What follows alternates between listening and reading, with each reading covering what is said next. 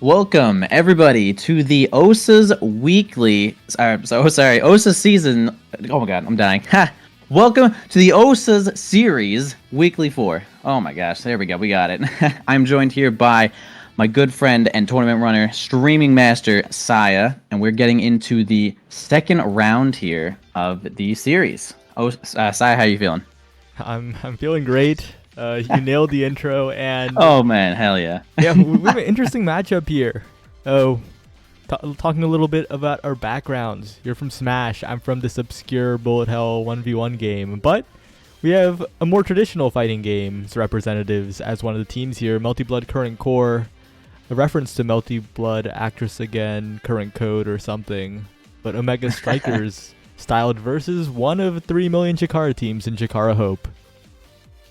Oh man, I love the Chikara teams. So many of them coming out in outrageous representation, actually.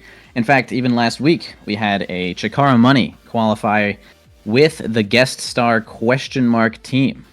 So they are a shoe-in to go, and we're going to have a couple new warriors this week. It's going to be interesting. I remember seeing MB Current Core in one of these previous weeklies. They did quite well, I think, but they didn't quite qualify, if I do recall correctly. So they'll be trying this week. It's the final week before the finale. This is do or die for qualification.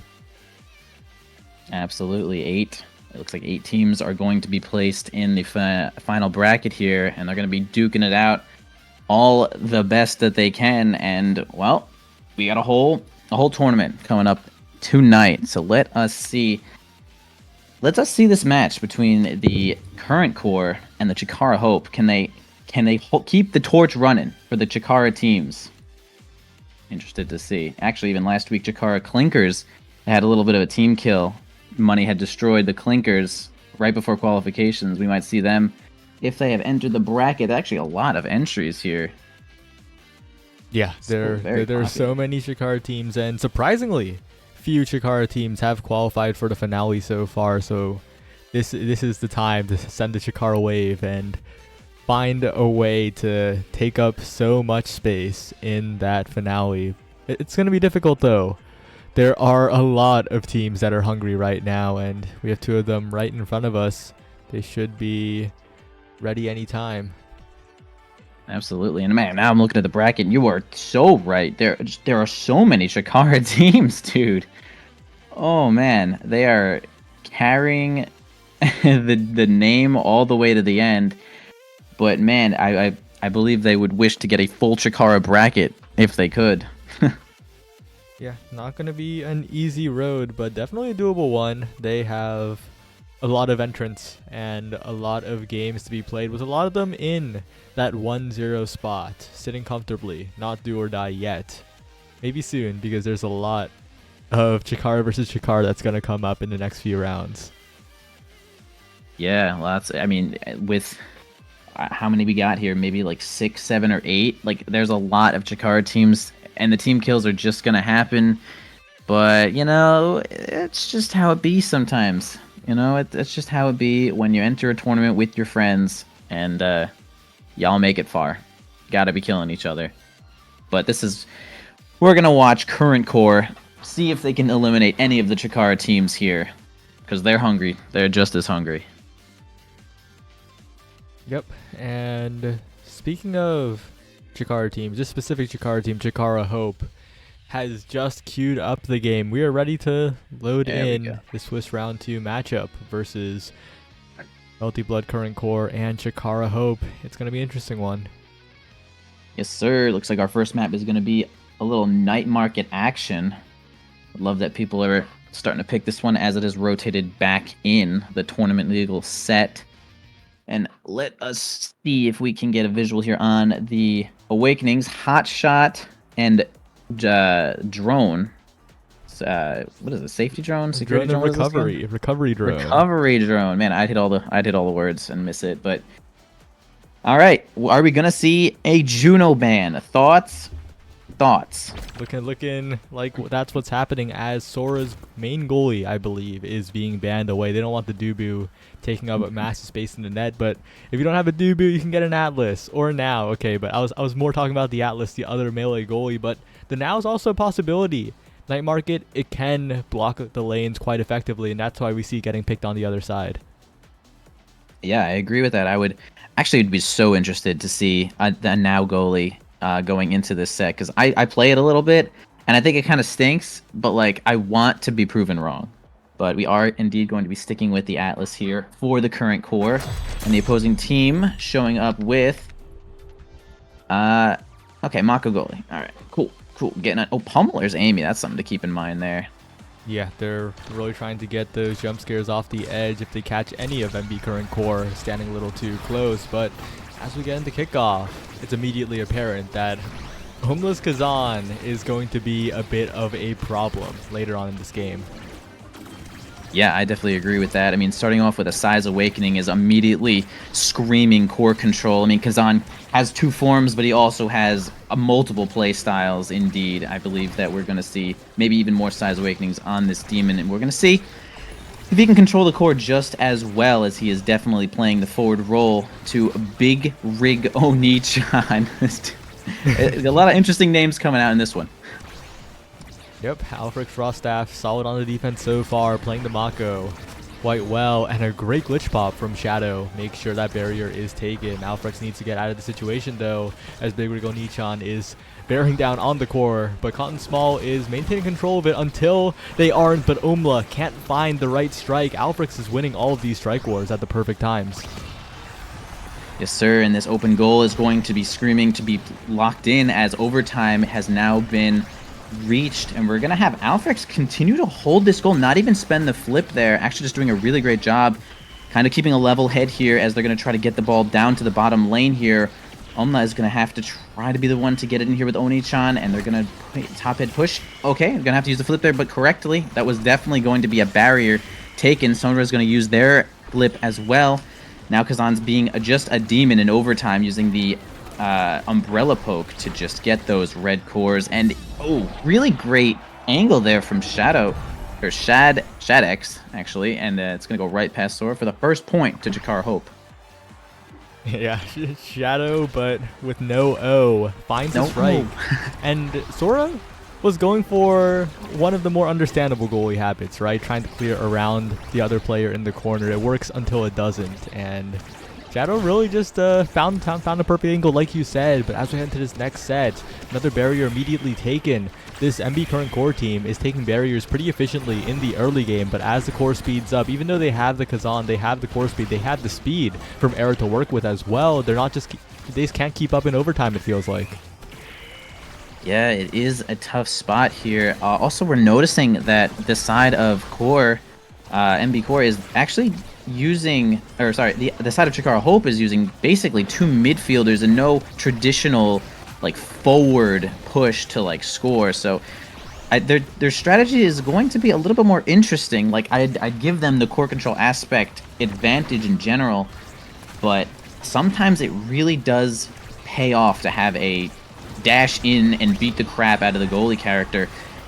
And I mean, midfielders do have a lot of core control, but it hasn't worked out just yet, as the barrier is going to go down for core as well.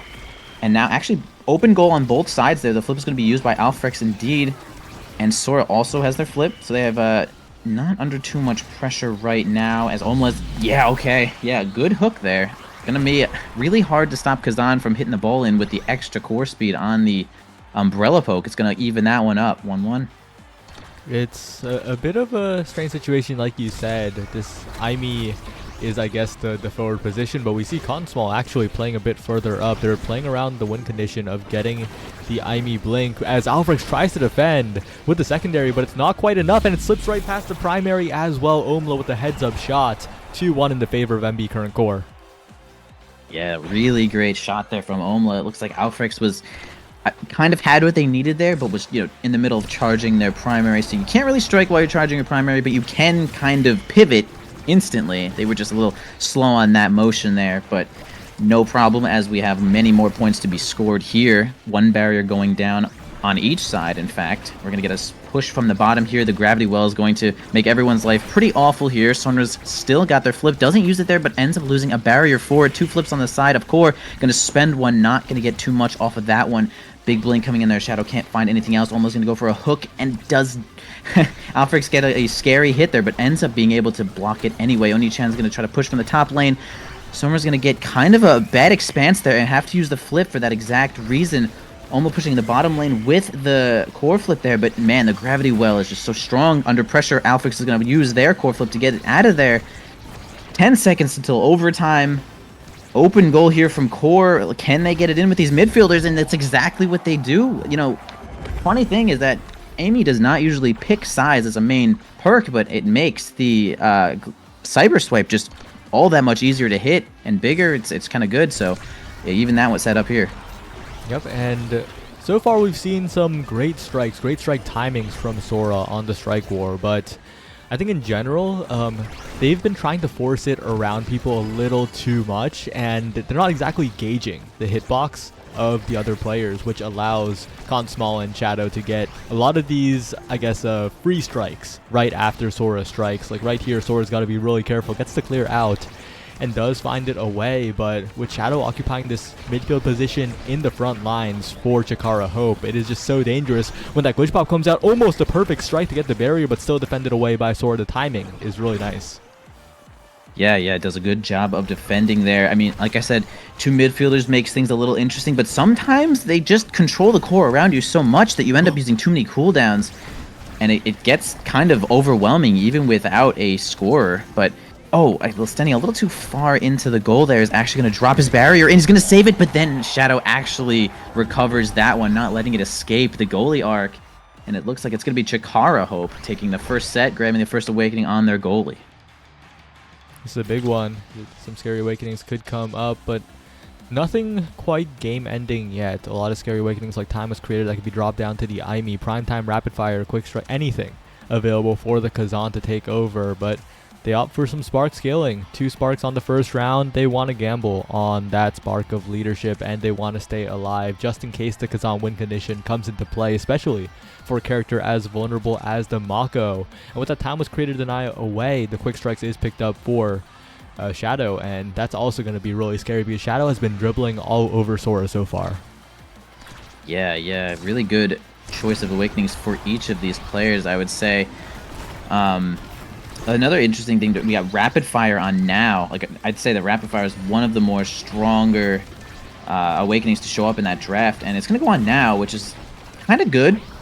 Kind of good on now, kind of good on everyone. So we'll see how these awakenings affect the game here. Like you said, nothing too catastrophic for anybody. Going to go for the spark scaling. We'll see if that one works out. It's interesting when you win the first set and go for spark scaling, you basically guarantee that you'll see more awakenings that way. So I like that pick. We'll see how that one works out. Yep, Vigorigo Nichan trying to play the corner with the Maelstrom, but not quite well defended from the side of Chikara Hope as they try to push it forward. But Vigorigo Nichan has the fighter flight, right? Picked it up in the last draft and has so much speed to play with. The dribble is all over the place. The core is not getting away from the era. Finally the Insanity Realms, but even then, the era is still there. Vigorigo Nichan continuing to be all over the map with the fighter flight. That's why that awakening is considered so strong by a lot of players. Yeah, for sure. Era is going to be bringing a whole lot more presence in general. Forward presence, midfield presence, defending presence with exactly that fighter flight. And we got one barrier down for each of the teams here. The Gravity Well is out to speed up the team for Chikara Hope. Omla's going to try to get it in there. Overtime has already struck. The flip is going to be fast. Yeah, it's going to send it right over to Omla. And the flip from himself is going to send it directly towards Alfrex. Is not going to get that barrier, though. Pretty easy defend here. Sora also has flip to make things a little more interesting for the side there. Yeah, going to have to end up spending it defensively. Not entirely what you're looking for there. Wow, really great defense there. Shadow probably could have waited an extra second there, but yeah, it's tough spot. Another great defense there from Alfrex. Man, overtime makes things tough. Kazan coming in from the bottom side. Era shrinking now, making it so she can't actually get that strike, and Alfrex also ends up missing the strike shot. And that angle is going to get right on in there for Core, MB Core, to take that one.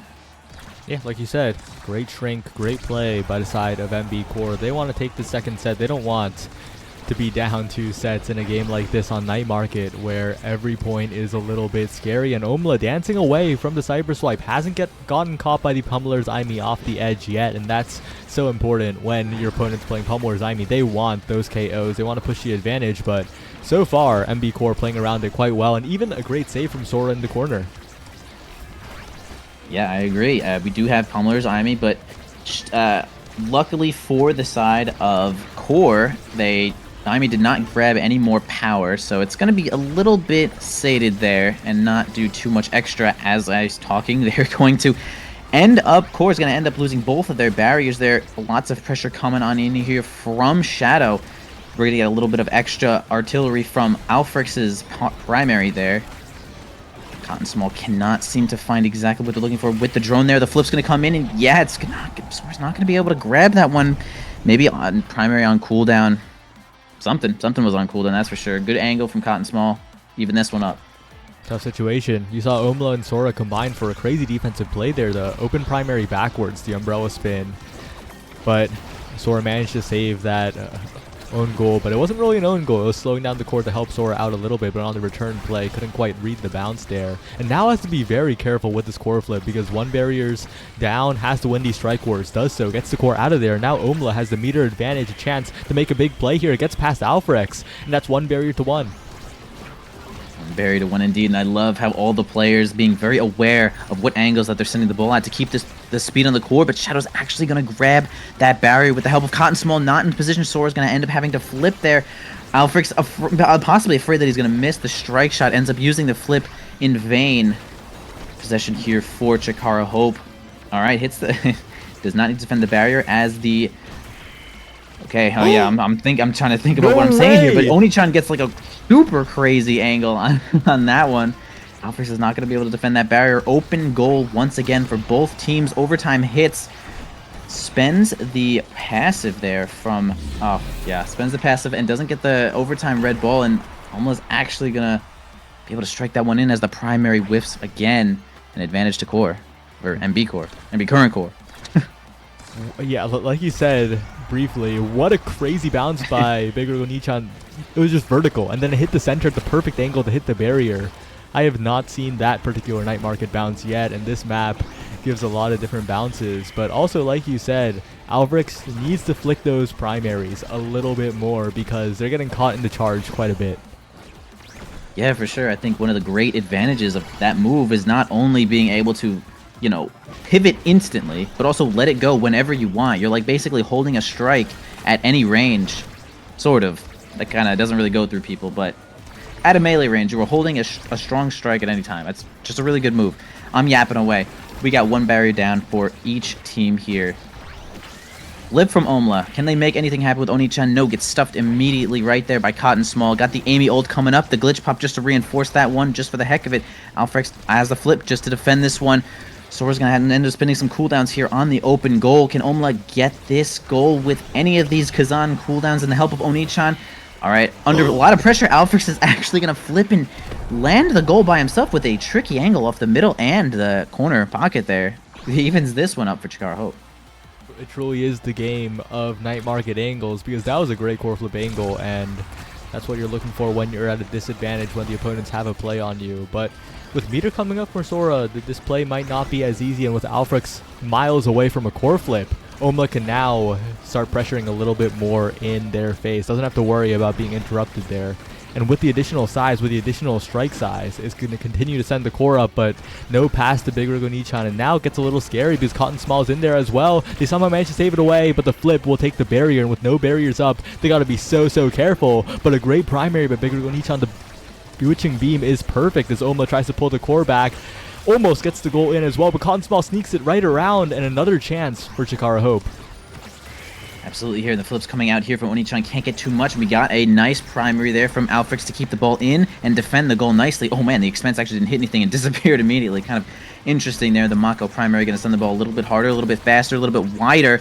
As they push in from the top here, Chikara Hope can't seem to manage the full frontal assault here, and actually Shadow grabs their own redirected ball and gets it right through. Really great play there from Chikara Hope. Shadow, the MVP for that moment, but we actually have Alfrex is the MVP of this set with Sparks. Could go for Sparks, could go for deny on the Kazan, both explosive entrance and twin drive up. You're probably not denying the Kazan. It's just a spark of agility angle, tankier and faster here, as explosive entrance is the pickup. But late in that last point, Omla tried to help Sora defend, but the team comms were just not there for MB current core. Actually sent the core right back into the blender of Shadow, and I think that's what eventually lost them that point and the set. It's important to keep your comms up. And wait a second, that's Glass Cannon over Twin Drive on Atlas. Speed is good on these melee goalies, but Twin Drive is Twin Drive on Atlas, so this is going to be a little bit scary for Sora. Indeed, I'm very interested to see how much of an impact this Glass Cannon will have. There's a lot to say about something like Speed versus Twin Drive, but we'll just go ahead and accept the fact that we have Sora choosing Speed. Fair choice indeed, as one berry goes down for each team there. Flex is going to send it back to the bottom side, and not too much defense coming from Shadow, but they actually do end up mounting an assault. A little bit, not the greatest hit there, gets the speed boost, but it looks like Sora with a little awkward angle ends up kind of own-goaling there a little bit there. Shadow in position now to get the goal with the reinforcement of Cotton Small. Again, they're kind of keeping it on the side of MB current core, and Omla finally kind of gets a little bit of advantage here, but it's immediately snuffed out by the ensnared drums. Indeed, Omla kind of helping to get Shadow's momentum just crushed here as they're going to mount an assault from the top. Alfrex does have flip overtime, shows up. Yeah, the giant cyber swipe. It's actually so big. It'll hit the core, it'll hit the player. You're going to have to end up evading some of these. That's the only way to stop this moment. Shadow's styling on them right now, and a lot of it, MB current core, I feel, just aren't coordinated enough to stop these individual outplays of Shadow. Omla is trying to help defend, but because the team isn't communicating properly, Omla ends up kind of hurting the defensive Sora a lot. Like right there, primaries the core backwards, and this time Sora's not in a position to get it out. Both barriers go down in an instant, and now Sora needs to use his meter soon because this is a point that is slipping away from them. Yeah, and I mean, the open goal right now, Sora does have flip, can defend one more time, hopefully not under too much pressure to blow it in vain here, though, as we're going to have a slight little bit of pressure there, but it kind of gets diminished as the flip and half health from Big Oni-chan are kind of whiffed there. Sora probably going to feel a little pressure here. Indeed, they are going to spend the flip. Omla's really going to have to make a big use of this moment there. The Error Tornado actually going to grab a barrier for them. The Cyber Swipe is missed, but reinforced by the what is it? Drone? Security drone? I hate this. The strike drone from Cotton Small into the top side. They're 1 point away. I mean, yeah, it is just a masterclass by Shadow, and Cotton Small is playing their role perfectly as well, dropping back to help Alfrex once needed, and also moving up to follow up on Shadow's offense when needed. And it's just a stark contrast to the more individual players of MB current core that are all just doing what they're doing. Yeah, with characters like now, with adding haste to wherever they want, it's actually just easier for them to, fall back and correctly use the defense here. But as we're talking about, we have Cotton Small do fall back a little bit, but they're going to lose both barriers either way. Alfrex does have a flip to defend this from Omla, but it's going to be a tough moment as Omla is basically 2 strikes off of the flip himself and going to send it in there. Yep, flip for a flip to defend in the hands of Shadow now. The Cyber Swipe's not going to strike Sora, so going to be able to defend that away pretty easily. Then now, Dorito not going to be able to hit that, and kind of throws Alfrex off there a little bit, it looks like. And we're going to have Oni-chan clean that one up. They have to stay. They're going to have to get the next 2 points to stay in this game. They're looking for the big reverse sweep here. The 0-2, 0-2. Now 1-2, looking a little bit more possible, especially if this flip comes up for Mr. Big Rig over here, as Shadow gets taken down a little bit low, but I don't think they're focusing on the damage pressure right now. The only damage awakening on Omla is that explosive entrance, and while you can kill with it, it's really not that much, and there's a recovery drone to work through, so it's basically just a core control game for both teams here, as Big Rig once again pushing up and slipping the core right by Alfrex, creating an opportunity here as Shadow tries to mix up and has so much size. This massive Aimi is taking up so much strike space. Yeah, indeed. Hard for Sora to strike around this, especially with the flame wall, firewall turret. But man, the pressure from that Shadow is pressing onto Sora is just too much for them to deal with. If only Oni-chan could have maybe fallen back a little bit faster in such a situation. It really did kind of feel like we had Oni-chan as forward and Omla as midfield some of the times there, and I don't think that was exactly the ticket that they were looking for. Yep. Yeah, it's tough. The level of OSAS has gone up so far nowadays. Team coordination is required, and Chikara Hope had plenty of that, and I think that's what really pushed them forward. It let Shadow shine. Yeah, Shadow was a force to be reckoned with, the true forward of the team, and really great reinforcement and midfielding coming out from Cotton Small, helping keep the ball in. Honestly, just good defense in general from Alfrix. A couple of missteps a little earlier with the strike shot and primary, but cleaned it up nicely in the end. Just became a really good defender there for the barriers. I think the one thing I would definitely take from that game would be the defensive outlets necessary for Sora to clear the ball like efficiently. So you don't want to be crowding the goalie all that much, because then once they get the ball out, there's nobody to have another strike war, use an ability to get it past somebody. So don't want to be too close to the goalie. Need to be playing correct outlet, and I don't know. I guess the sentence "let the midfielder midfield" would end up being very important. Let the goalie goal. Let the midfielder midfield. Get the ball to you. So yeah, good game there all around. Just a couple of mishaps, but honestly, we're gonna have Chikara Hope moving on up in the bracket here. Yep, sitting at 2-0, and pretty comfortably too. They're probably going to be encountering familiar faces though, because there are plenty of Chikara teams that are also heading on up to 2-0, looking to get that Chikara versus Chikara match. And speaking of, we have some results rolling in. Seraphim Oxblood actually taking over Chikara Catboys and moving up to 2-0 Oxblood, containing Soggy Iguana, Jeff, H934, and Fish Saver. These Soggy Iguana, actually, you might have heard him on the mic on OSAS. So that's an interesting one.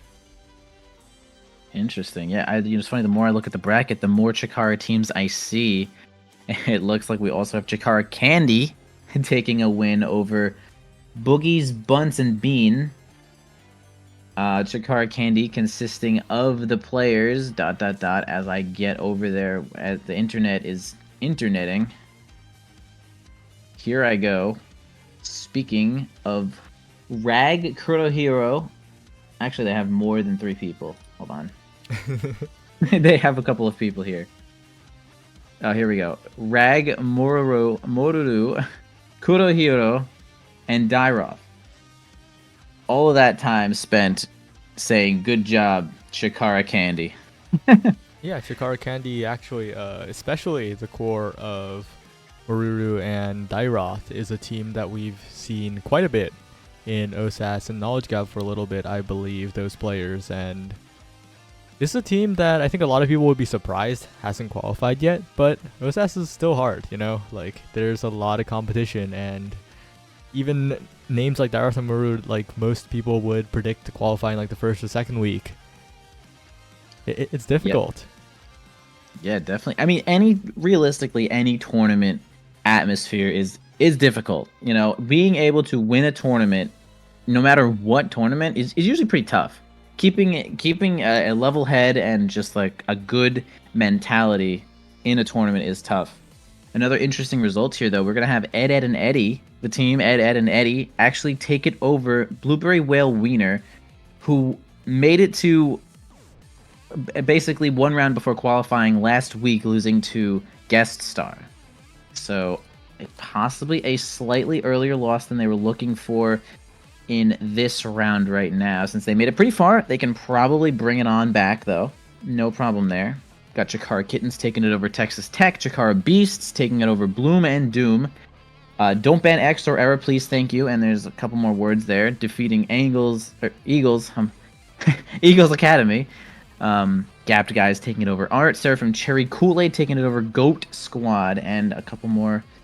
Oh, Triple B just came in here. Triple B taking it over Chikara Space Train. So some Chikara teams going down a little bit there. Yeah. And I'd like to actually highlight Ed and Eddie, like you mentioned. Blubbery Wellwiener got really close. Now they're in a do-or-die situation. They need 2 wins out of 2 games remaining to make it out of the Swiss stage. While Ed and Eddie, they're sitting comfortable. And these are some names I've seen in actually the main Discord of Omega Strikers. Not necessarily the most, I guess, active people in the competitive community. So it's always good to see newer faces showing up and performing. Yeah, for sure. I'm like looking at some of the names here, and you're right. Actually, from this team, I've definitely seen these names be talking in the public Discord for sure. I'm seeing, it's funny. Mystic is a bit. I don't actually know if they're on a Nassel team, but there's someone with the same name, Mystic, here on Goat Squad, making me think, That's a classic because there's actually 4 or 5 different people with just the username Mystic in Omega Strikers, like in the Discords. The one with the actual in-game name Mystic is the Nassel player we know and love. But there are a lot of Mystics out there. I believe it. I believe the Mystics are here. There's another person in Gapped Guys with the tag Storm_IA. And I know that because I play against a dude in solo queue who's like, I don't know, it's like High Challenger or something like that, maybe Omega Pro League now, but just Storm_. Yeah. So it's like everyone they got the similar names here. I almost thought I saw Vega there. I'm like skipping through. It's not Vega. Everyone relax. Don't get me started on Vega and Vaga 101. Yeah, they're in it, bro. A little bit of CCL action. Speaking of CCL action, shout out to Texas Tech, who I think entered last week as well, of course. Unfortunately sitting at 0-2, but the practice is always good, Like, you get 4 guaranteed games against teams of a similar level. OSAS is the tournament where you improve, and scrimming for OSAS is also how a lot of players improved and got to the higher levels of competitive. Absolutely. Like, I mean, being in a tournament environment is exactly what like breeds like level up gameplay. Like this is where you see people doing some crazy stuff, and that just like opens your mind to like, wait, what if we do like this maneuver? It just kind of opens it, like new ideas just like spread, and the level 1 becomes a level 2, and everyone just kind of levels up quickly in a tournament environment. So if you're looking to get good, looking to get better, play in a tournament, scrim with other good teams, scrim seriously, and man, you will see the improvement. Absolutely. Only one more game left until we head on to the next round. It's Chikara Chills versus Chikara Cheating. That's going a little bit long here. Another Chikara matchup to see who makes it to 2-0, and I'm not sure how this one will go, so we'll have to see that result roll in. But like you said, competition pretty great. Absolutely, dude. Yo, I'm also considering doing some competition, bro. I feel like it's got to be so fun to play in these tournaments. I feel like I want to start playing in tournaments. Have you played in tournaments, Saya? Me? Yeah. Well, back in the day. Back in the day. Tell me about back in the day. I entered a few. Was it thick? What? Was it sick? Was it awesome? Were you having fun? For one of them, go in? For one of them, I was, and I was doing quite well. And the other one wasn't the greatest experience, but well, there was one organized by Vaughn spontaneously, with the help of Achi. It was Play Better Win More 1, the very first Play Better Win More. It was a draft tournament, and I thought it would be funny to first pick Arcane Chicken, who was, I think, one of the lowest ranked players in the draft and known for being a Luna Clip monster. Like, there's still gifs of his Luna clips going around because that's how crazy they were. And so I just first picked him for fun because back then I was known as a goalie Luna main. So I was like, I'll first pick the Luna 1 trick. It'll be funny. We're not going to win anyway. And then Yume, for some reason, got left up in the second round. So I picked Yume. And I was like, yo, wait, maybe we have a shot. And then Yume proceeded to lock in Kai almost every game and absolutely carried in the midfield. and Chicken and I just did our jobs, and we got up to 4th. And this was a draft tournament filled with almost every top player at the time, and we got 4th after I troll picked my first round draft pick. So that was a fun experience. That sounds pretty crazy, actually, as an end result for that moment. A draft league getting 4th, that's pretty freaking good, dude. And then the other one was where I got second to last, but I got my totally not fraudulent greatest win, where I teamed with 2 diamonds, like 2 very mediocre diamonds, and beat an overflow and streak in the first round. Ooh, and then we just lost because the seeding was not too great for the tournament, and we were in a 4-team group where 3 of the teams were top teams. Word. Okay. So noted. That's my villain origin story. The reason why I do all the tournament stuff is so that at the very least people have a better experience than that. That's fair. And that's fair. There's definitely going to be some different experiences for everybody. And you've got to experience both sides of the coin here. Yeah. So I would say that you are a seasoned veteran of tournament gameplay, you know what I mean? This wait between rounds got me feeling like a seasoned veteran, but it's over. We're on to the next round, and we could actually see Ed and Eddie for ourselves, see what the hype's all about, because they're against Triple B. 2-0 versus 2-0. I'm in there. Also, I need lobby owner. I'm giving it to you. Here I go. Boom. Wait. Boom. Boom. Oh, yeah. All right. Ed, and Eddie. So, like I said, this team did end up defeating Blueberry Whale Wiener. I think it's Blubbery. Smile. It's Blubber. Okay, I was like, Blubbery Whale Wiener, who got, in theory, second last week.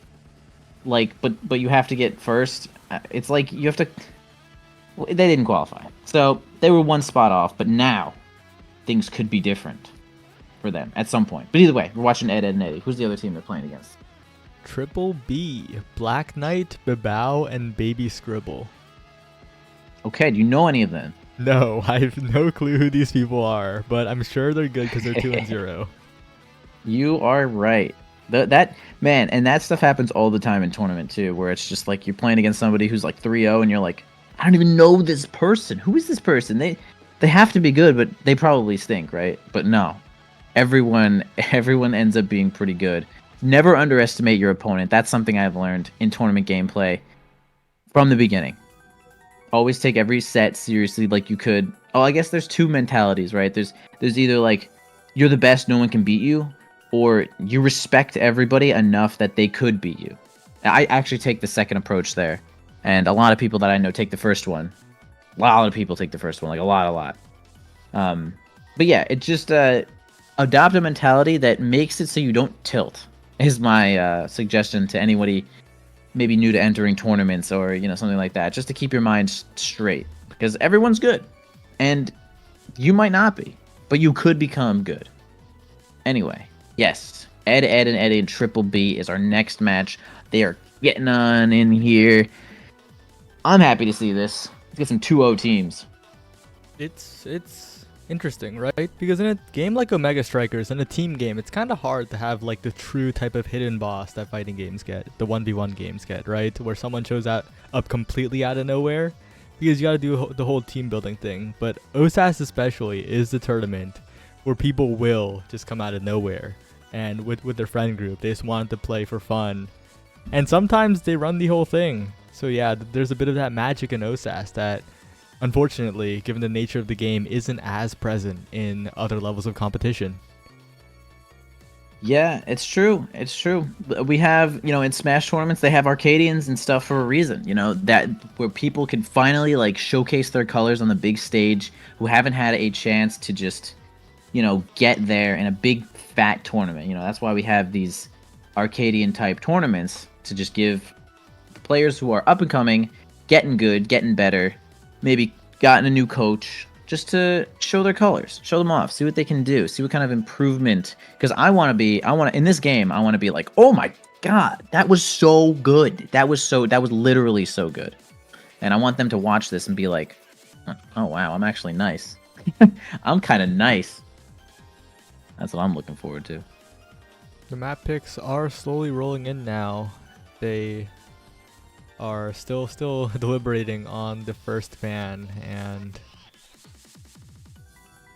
there's a lot to think about, because especially when you're Ed and Eddie looking up against Triple B, right? These are players that you're probably not familiar with at all, and of course people use Core Strike. They look up players' striker stats and figure out who they main, but sometimes it kind of feels like a shot in the dark, and that's part of also like how, I guess, how different this level of competition is, because as you get higher up, people start knowing who you are, what you play, what you're good at, what you're weak against, and all that information is like very public.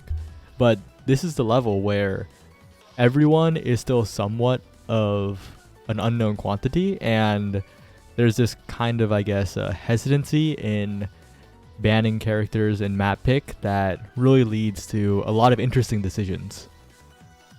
Yeah, I agree. As we even saw in the last game, we saw that the hot shot was the starting perk, and we had a Juno ban, and so we can see that no one on that team played Juno, and it was just kind of a safe ban because they might not exactly know what characters are going to show up on the opposing team. You know, you can't really know exactly what everyone is capable of yet, like you said. So I expect to see more comfort picks when it comes to maps and awakenings in general for some of these teams. Yeah, it's also kind of funny because there's a saying where OSAS is where you get to play your game, and like the NASA qualifiers, Launchpad is where you start preventing other people from playing their game, and Liftoff, where you get to after you make it through Launchpad, if you make it through Launchpad, is where dreams go to die, because that's where the harsh reality of the top teams starts coming into play. And then NASA, that's where that's just where you have to just constantly figure out different game plans, because just your game isn't going to cut it. Yeah, that's for sure. I mean, especially like if you're an actual one trick in this game, you will be having a pretty tough time. Pretty easy to ban somebody out if they're like a one trick. So when you get the higher level gameplay, you definitely want to expand the roster a little bit more, expand on certain maps that you really enjoy. I mean, you have to like a couple of them here, since we get a couple of bans. You only get to pick 3. Well, you only get to pick 2 sometimes. So just kind of, yeah, have more options so you can play at least one game that you own instead of the opponents stopping you from playing your game in general. Would be my analogy for this moment.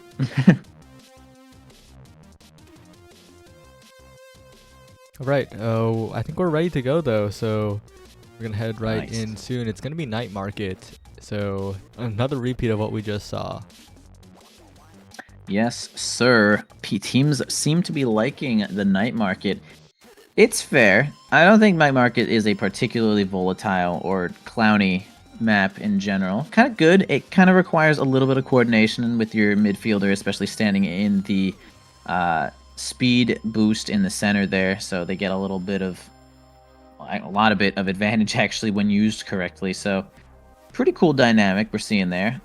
We didn't see really any damage coming from either team last game, so, and that can break instantly. Like, Night Market is kind of close quarters enough to where I would say that, yeah, you could build damage and you'd be completely fine. Like, we did see Kazan, no damage though, kind of core control Kazan.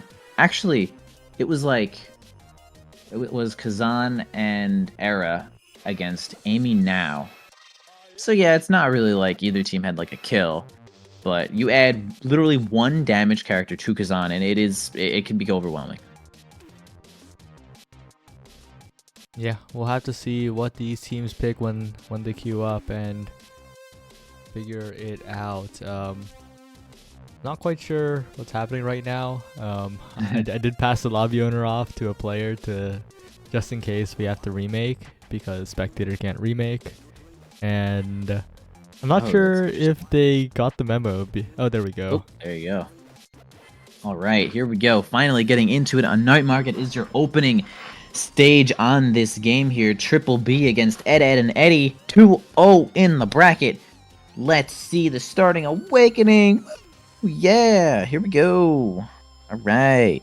Here we go. Extra there. And as we load in, yeah, again, Night Market, a very, very interesting map in the midfield, especially with the speed gate. Speed gate control, it defines a lot of how teams succeed or fail on this map. And another hotshot start. It's Among Titans hotshot, so there's an argument to just not go that hotshot there. Triple Among Titans gives a lot of speed to your team, but with a Juno player on the side of Triple B, there's a good likelihood that they go triple hotshot. That is definitely a fair reasoning here. Okay, so we have a Juno ban, which is fair, also very fair. You know, I would be saying, hey guys, I don't really. We should probably ban Juno, which is fair. Now we're probably gonna see hotshot Titans maybe for both teams, or actually Titan hotshot maybe, right? That's how it works to make Erasmus just so damn big, and maybe they'll big this Kazan here. Or it might just be triple Titans. Triple B, there's a very good argument for just going triple Among Titans here. Even the increased size. Speed is pretty good. Speed is an important stat, but there's a good likelihood we do see that double Titans hotshot to try and bulk up the brawler. Who knows though? Anything could happen. That is true, and we'll find out in literally 1 second here, as we do have 6 Among Titans. You were correct. We have tons of speed on everyone here, and we also see double wand on the side of Triple B. And now we're gonna see if they can be the ones to bring the damage here. They do have a really solid damage team, and now we have damage against core control team. What do you think is gonna happen here, Saya? Give me a prediction. So I see the forbidden Magnetized Souls on Strike Erasmus here, okay? And Magnetized Souls is considered probably the worst gear in the game. It is very, very conditional speed, and on a character like Arrow, when you're striking the core often anyway, it really just feels like a strictly worse Slick Kicks. Strike Erasmus playing around with it pretty decently, but the lack of speed is really coming back to bite them, so I'm gonna say Triple B, I think, are my favorites to win this one. That is indeed fair. And yeah, as you were literally saying that, I was watching Era kind of lose control while she was already past the midfield line, where she was trying to keep control, and that does make it a little bit difficult when you don't have slicks. But, you know, some people are playing with wand, just looking for damage, and the, as I'm talking here, the gate is going to be open here for Triple B, and we're going to have Yiz try to get it into the bottom side here. Striker Erasmus going to protect it from the top side. Actually going to miss that one down to Sean. Over onto the top side there, going to defend this one away pretty easily. What can Scribbles do here with B-Bow? The Amy ult turret is now down. We're going to actually just simply miss our Asher primary, and it's going to kind of go right around Sean Brook in the slowest way possible, and it's going to be first point to Triple B. That's a tough ability to miss in the heat of the moment, and a great shot by Baby Scribbles as well. But yeah, like you said, the Siphoning Wand, also a bit of a questionable pick alongside the Magnetized Souls. Both of them, I don't think, are doing too much work here. I don't think you're KOing the Kazan anytime soon, especially with the Era debuffing your team sometimes. Even if the Luna scales up and an unfortunate miss clear creates a sorry ping, and maybe an offensive opportunity though. Baby Scribbles and Babao need to separate themselves. They're kind of stacking up onto each other a little bit, but the play somehow works out. Sean Brook taken very low. If they get the KO here, this could be huge, but Sean is just being allowed to regen right now, and a missed flip means a huge meter advantage for Yiz pushing up on the Kazan.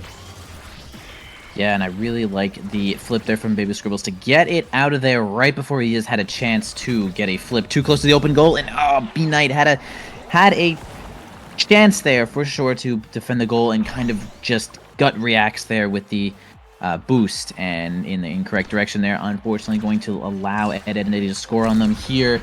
1-1 right now. Definitely advantage energy here for Ed and Eddie, as Yiz is going to try to get something big happening, but hovering a little bit close to the goalie now. All right, finally making the way past midfield with the help of Striker Erasmus to keep control. Looking for a lot of damage now. Yeah, actually ends up hitting both players with the maddening descent. Striker Rasmus, of course, really low now. With Flip, gonna have to either use it or lose it or hang out for a while, and now they feel the pressure to go in because the ball is now walking on over to them. Really interesting angle there. Ends up working out quite well. Pretty tricky there. Yiz end up looking for another maddening descent for damage, but Amy ends up healing up. Babao ends up healing up all the way to full now. Kind of a stall ball situation here as we have everybody going and running up there and striking it. One barrier down, still for each player, almost a misclear again. Like you were mentioning before, didn't end up resulting in a barrier. Now we have a frontal push here with the Amy turret, gonna make things difficult. Actually gonna get it before even the turret happens. Open goal once more, don't miss the primary, but yeah, really great kill from Babao there. Not even pummelers needed for that one. And now they're gonna try to defend this goal 3v1 with the power play on the side of Triple B.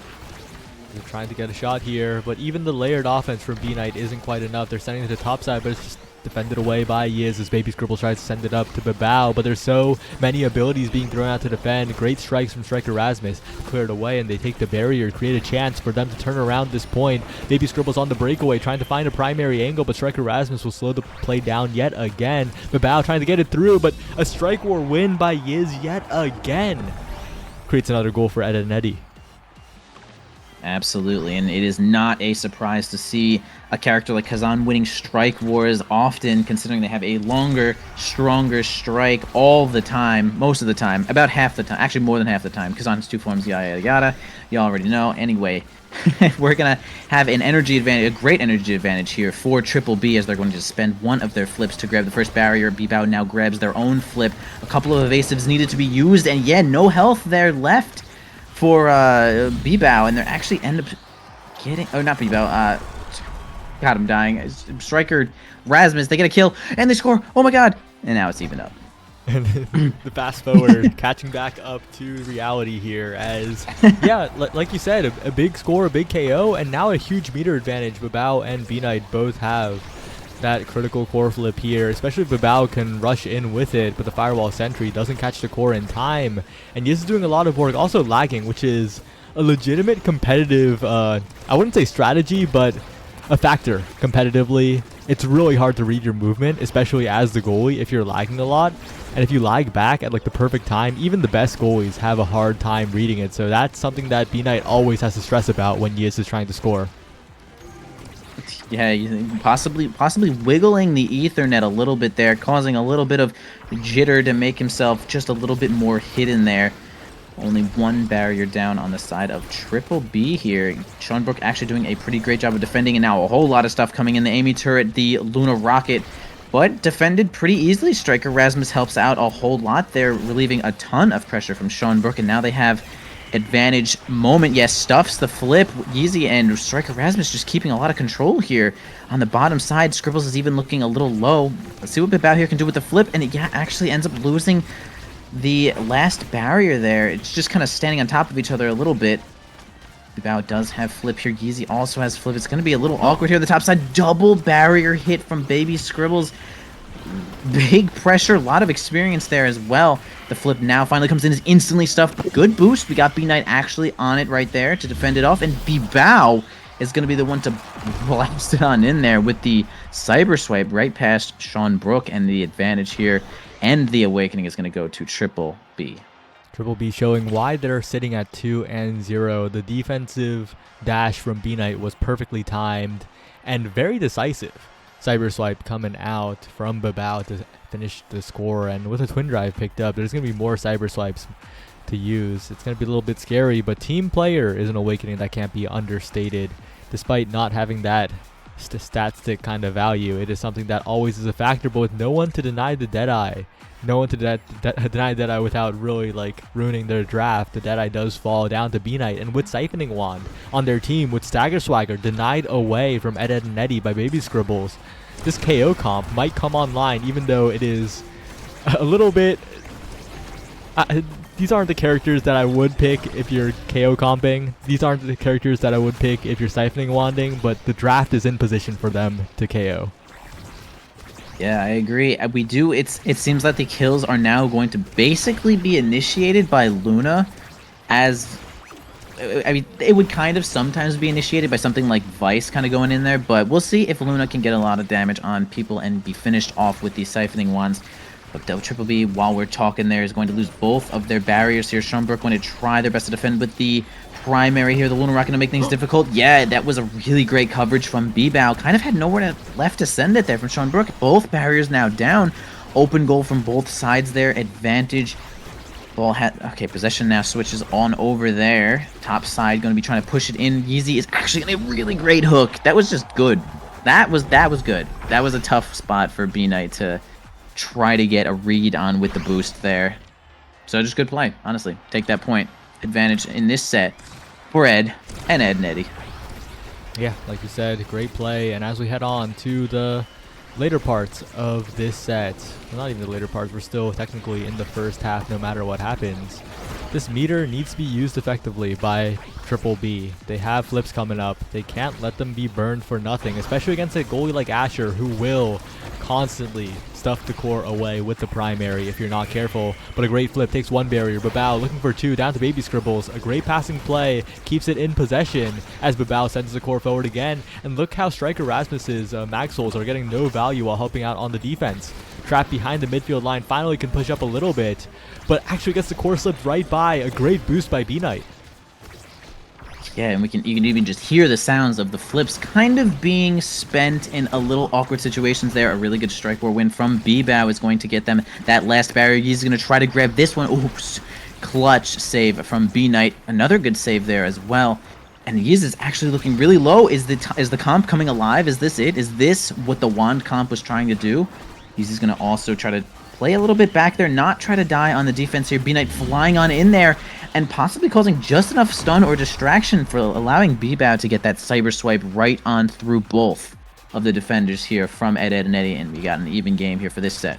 And just as importantly, they keep two flips. Look at the meter of Ed and Eddie. It is empty.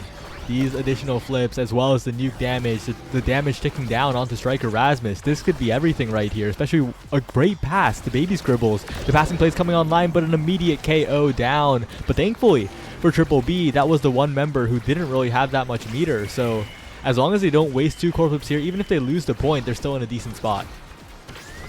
Yeah, for sure. And now all the flips eventually do end up getting siphoned away for defense.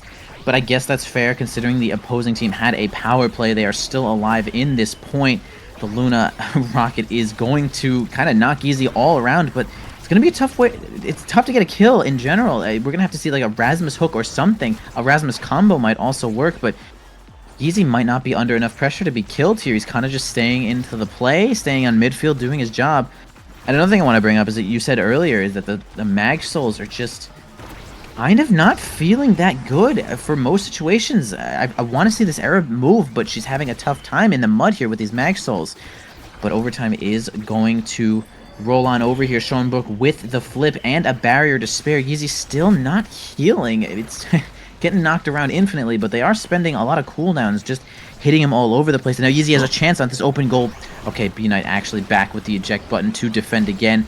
B-Bao's shrunk by the bewitching beam. Schoenbrook not spending the flip nicely. Okay, B-Knight just gets there in time.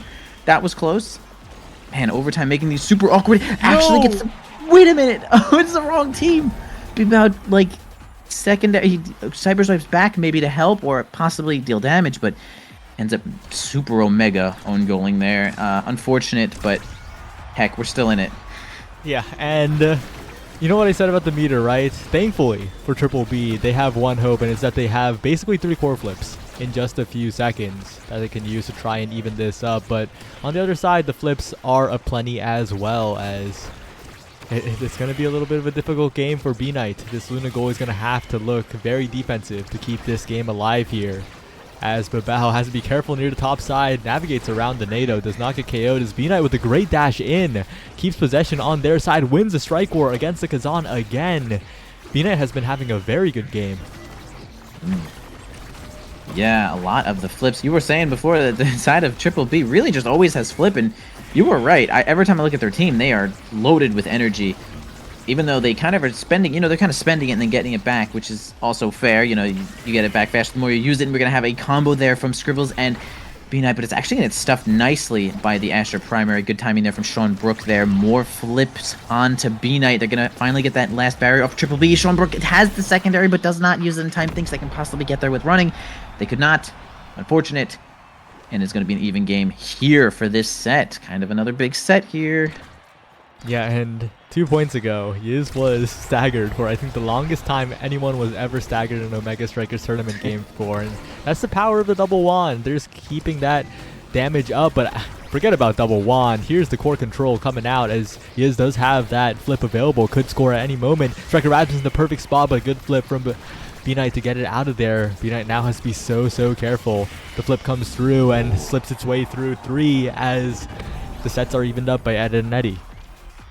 For sure, and man, it is a tough to defend against. Just Kazan flipping and hitting, like flip in general is hard to defend against, but Kazan hits the ball even harder to react. You have less time in general, and also with the help of Sean Brook's team player, Kazan's strikes just all around the map are very powerful, tough to defend.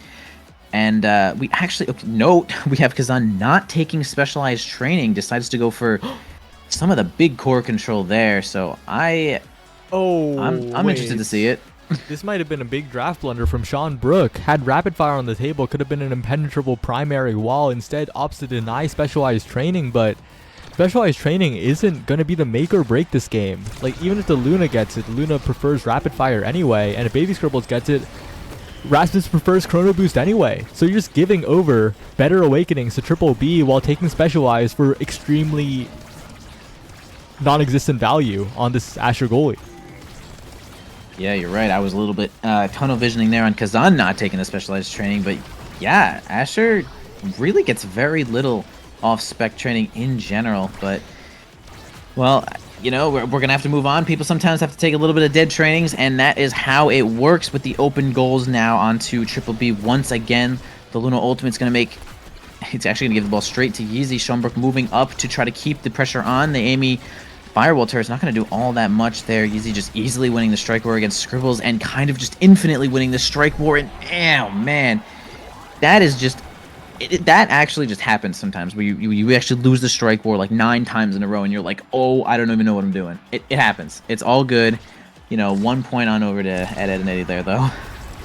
Yeah, it's like you get caught in the wrong rhythm in like a rhythm game and you just can't get out. You miss a bunch of notes and you fail the map. That's exactly what happened to Baby Scribbles there. Sometimes you just gotta reset a little bit, recalibrate your strike timings to try and win those strike wars instead of panic striking over and over again when you're already behind on the clock.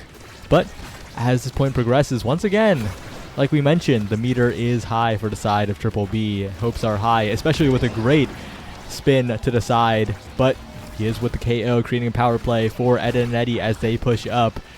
But I'm not sure what'll happen. What a great flip, and what a great flip in response. Oh. What a crazy angle to actually take that barrier.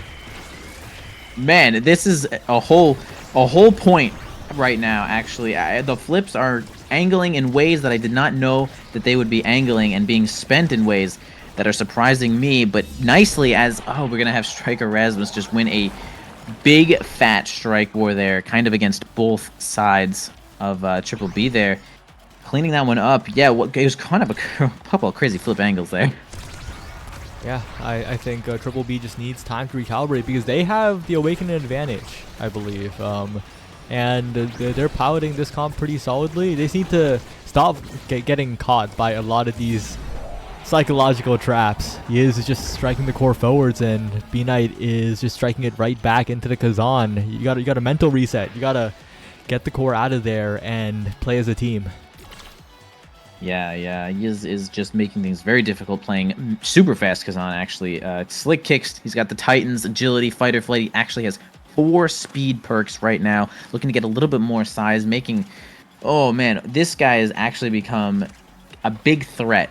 A really big threat, just going mega speed size Kazan. Doesn't look like there's anything too outrageous on the table here.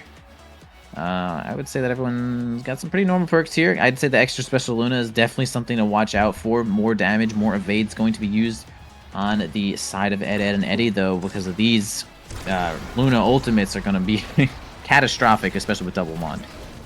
The double size, though, is scary. Ed and Eddie got size on both of their forwards, and with already how much space they're taking up, Yiz with the speed as well as the size now, it's going to be so hard to play for Baby Scribbles in this midfield for Babao when they're trying to navigate around. This size advantage might just be the end of the game despite how good the extra special is for Luna.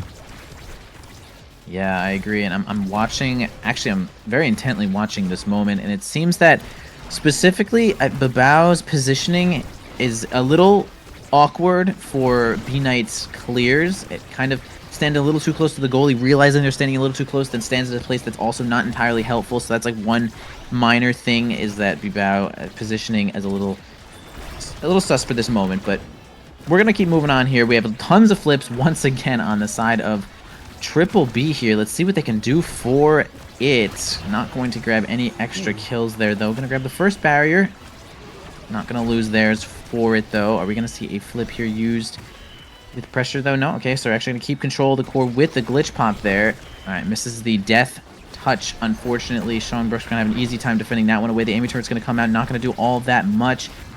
Yeah, all right, uses the Asher ult to put all the pressure pretty much back on the opponents.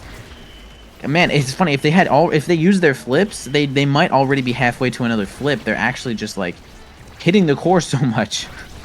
Yeah, the flip greed really coming in big in the favor of Ed and Eddie, as Triple B are not using this flip. Sometimes, like, it's a sunk cost fallacy, but you just got to use these flips to build them up. The core's moving so fast. You don't win in these overtime situations. They have team player. They have Kazan. You need to use your flips for this barrier to try and win now, because if you don't, it is such a hard situation, but that KO might just turn everything around. The passing play, one pass is all that's necessary, but the center is proving to be an obstacle for Babao to Baby Scribbles. Maybe no, another pass splitter from Sean Brook clears it away, and they actually lose the barrier here on the power play. They can't get the barrier. Sean Brooks continuing to defend. Finally, the barrier will go down, but is it too little too late? Can they score? Can they rush in with this Luna? They KO the goalie out of nowhere. Babao with the crazy cyber swipe. 1-0. Yeah, really great recognition there from Babao, noticing that Sean Brook probably just sitting a little bit too close to the edge there. Grabs a kill on the goalie. Usually some of the best kills, absolutely.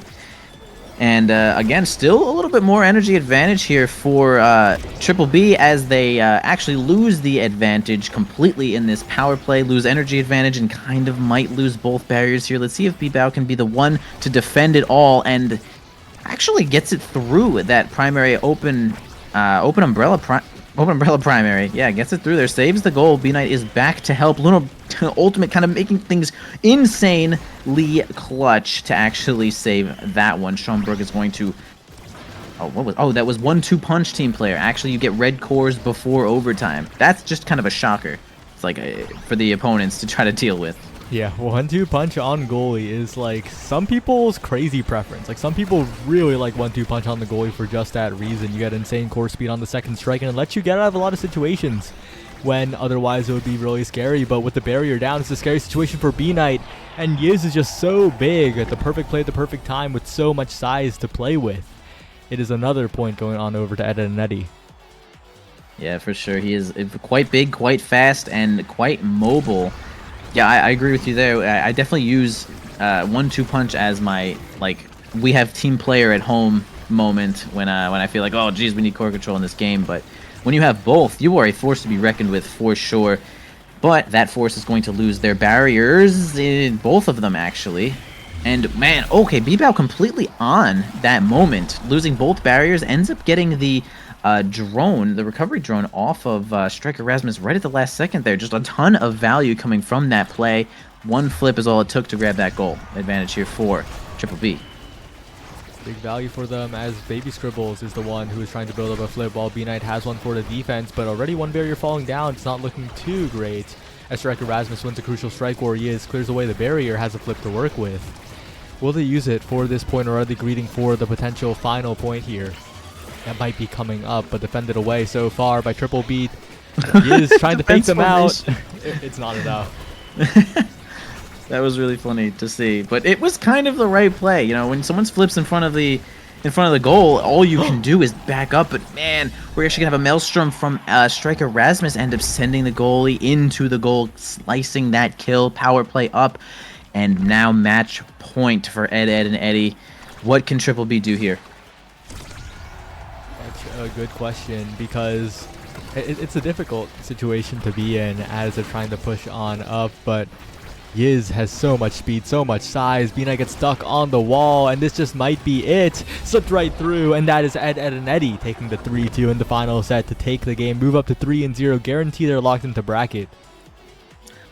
Yes, sir. Definitely a tough game, especially when Yiz was kind of like just playing a good position on forward, had some really good core control awakenings there, just a bunch of outrageous speed, actually. So, yeah, we're going to have Ed, and Eddie end up taking that one over Triple B, and for good reason. I'd say that, you know, it was just good coordination from that team. Yiz was kind of just playing a really good forward spot, and Striker Erasmus was playing a really good support, especially with the Maelstroms. They actually ended up getting like 2 or 3 kills. Actually, two kills right at the end there, and that was kind of vital to the... I mean, you get a kill on the goalie, and it's really tough to defend without a goalie gear. So, moving on in the bracket there with Ed and Eddie, of course, but we still have Triple B with a, they're not out of it yet. They got another chance. Yeah, they do. One final round remains and one final game remains. Wizard Ducks versus Big Friendly Ballers, not to be confused with the champions of last season, the Ball and Ballers. They're sitting at 1-1. They're trying to survive out here. And their game's still going on. Must be a banger. Absolutely. We love the Wizard Ducks and the Big Friendly Ballers. Just so friendly, you know, GGs and a handshake. Absolutely. I had a great time playing that game. I learned so much. Such friendly ballers, these guys. Yeah. And the next round will be our last one, so looking forward to it.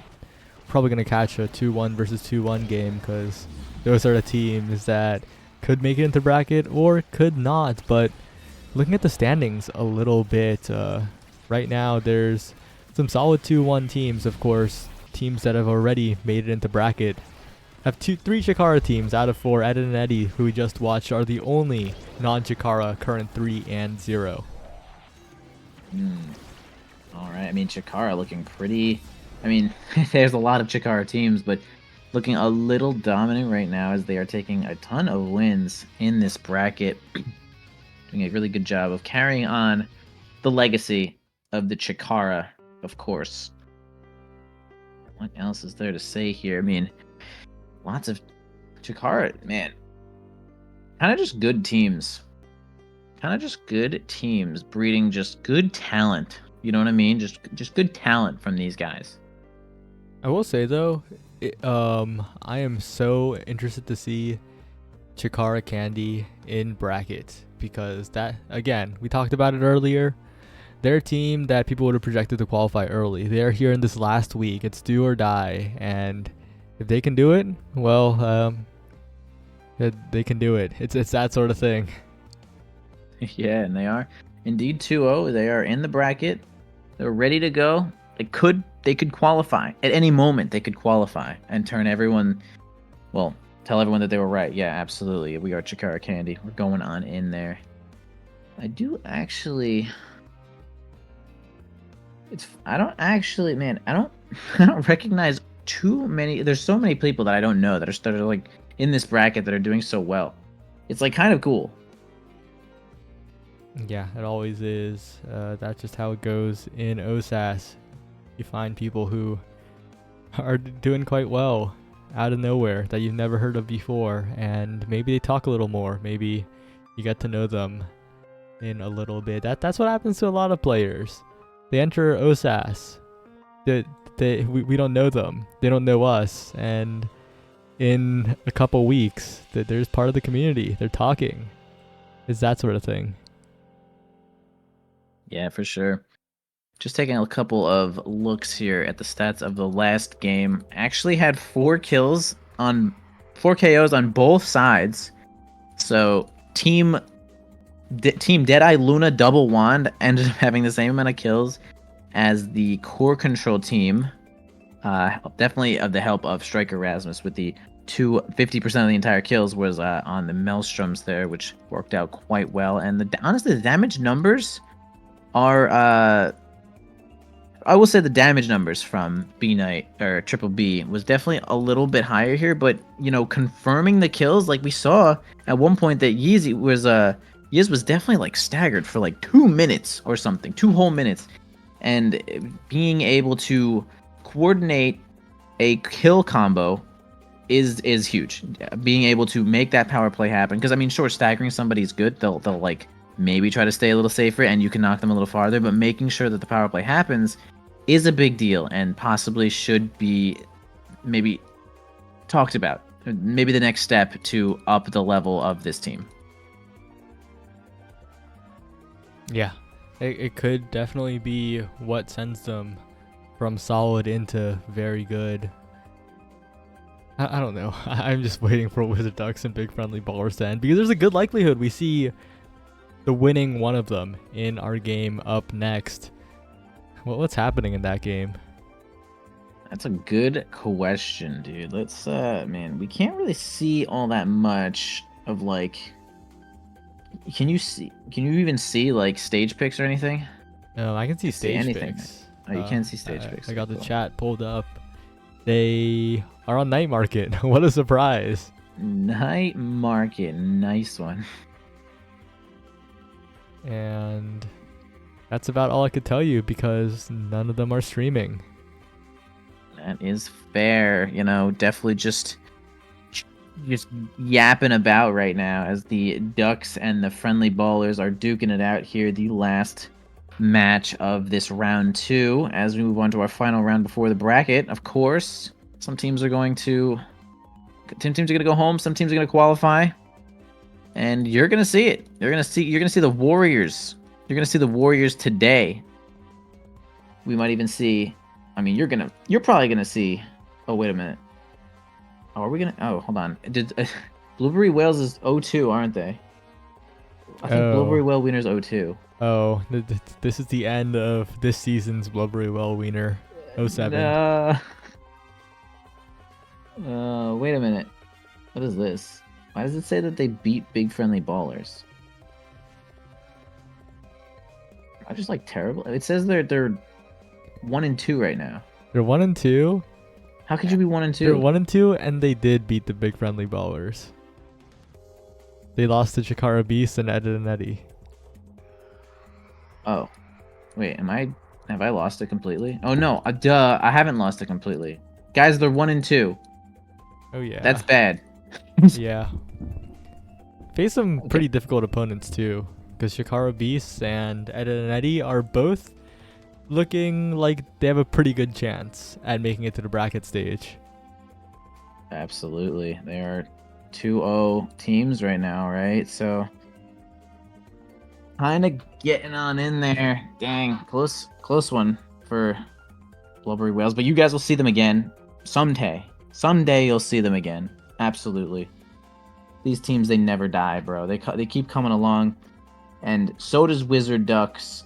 Absolutely going to be finishing their match within the next 2 minutes. I know it, because this is what we do here at OSAS. We finish our matches in a timely manner. What do you guys? What about chat? Chat, you guys having fun? Type whatever you want if you're having fun.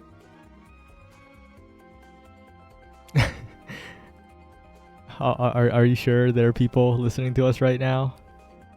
Look, someone just said fun. Absolutely listening to our whatever we're saying right now, which is all we need. Look at that fit. There's a fish in chat. Yo, Bear Paw Panic from Zitty Bear Clown Sub, or Zitty Bear. What was the other iteration of that OSAS team? Zitty Bear something. I forget. No idea. I know so little about what you're saying, but I like it. It's from a few seasons ago. It's definitely not mandatory information. Nice, good. I'm glad it's not mandatory, because I'm sitting here like thonking. There's some plinks in the chat. I mean, the chat's alive. We're here. We're going in right now. Bro, chat. See, look, someone even typed whatever you want. The 2 people even typed whatever you want. That's what I'm talking about, chat, dude. We're going in right now. We're actually going so far in you can't even see us. And so are these teams, man. They just want to win. You know, it's a real like, You get to see what teams really practiced, what teams have their like coordination down, their synergies coming in hot. Ah, man, there's so much to do in this game. There's actually so much. This game's actually so hard. And as I'm chatting about how freaking hard this game is, great big humongous friendly ballers, gargantuan sized ballers, titanic men. Sorry. They actually just take the win here over the Wizard Ducks. So now this round is completely over and something else is going to happen. Yeah, that something is you having to give the lobby owner back to me again. I can do it. Oh yeah. It's done. And we're going to look at Chikara Beasts versus Big Friendly Ballers, because those are the 2-1 teams that are of interest right now. Oh yeah, dude. Such big friendly ballers, dude. Look how big they are, man. I think I know which team you're a fan of right now.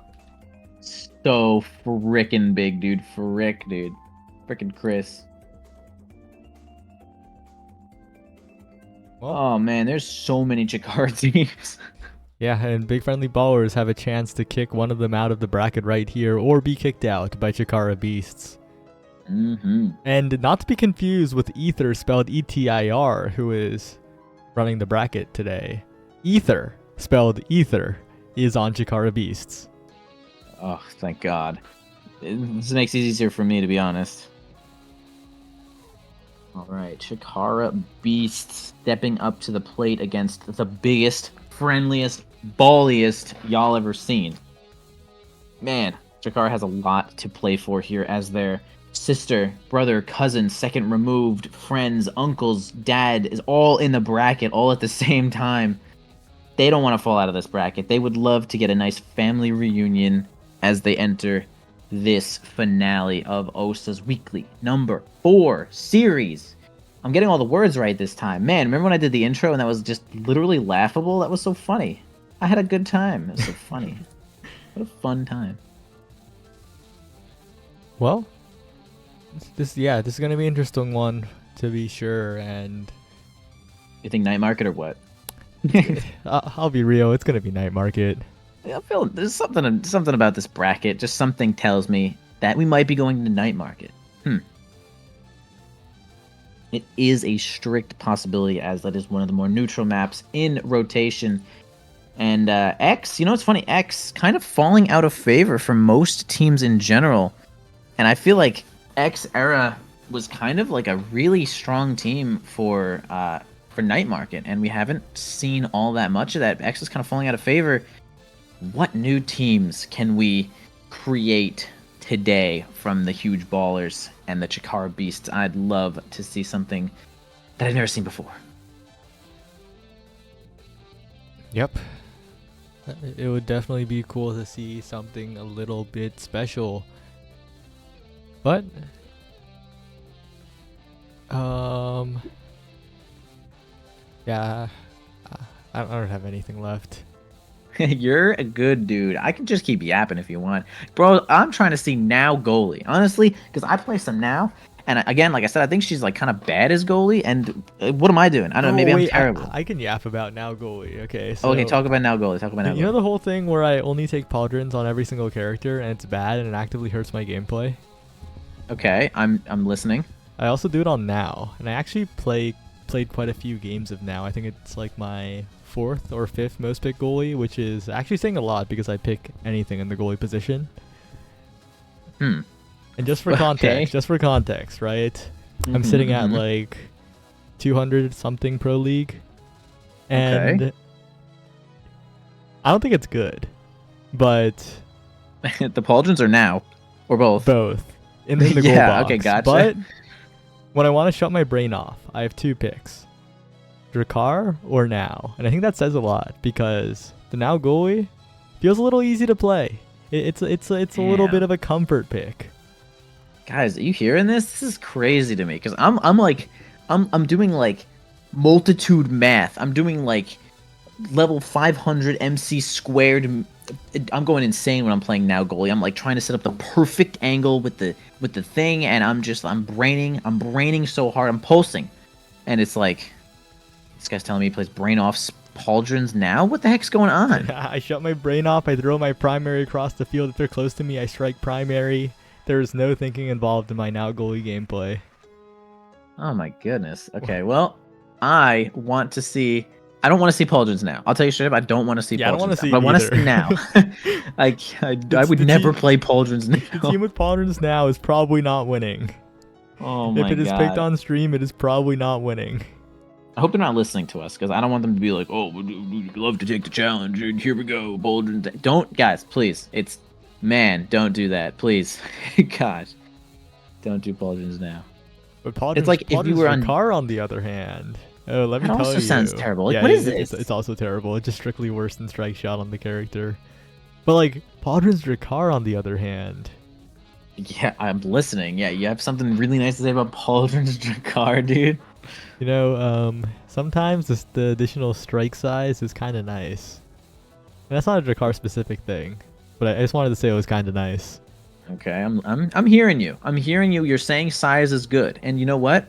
You're right. Size is a solid stat. I mean, hey, Drakkar's shotgun is based on size, so you know he gets shotgun range from size. So if we wanted to go down this really dark, you know, windy, narrow path and say, hey, could pauldrons be better than strike shot? No, absolutely not. So we're never going to go there. But we can watch Saya play that some other time, as these teams are probably going to Night Market and probably playing now goalie, both of them. Yep, there are 2 maps left in the pool. The final ban will come through, and one of the maps available is Night Market. We're probably going there, but they could surprise us. They can change the future here, because Oni, Inky, Atlas Lab, Tycho, and Clarion are off the table, and there's still a possibility that the last map is not Night Market. The other possible map is the new Gates of Obscura, and if big friendly ballers are really ballers, they will go to Gates.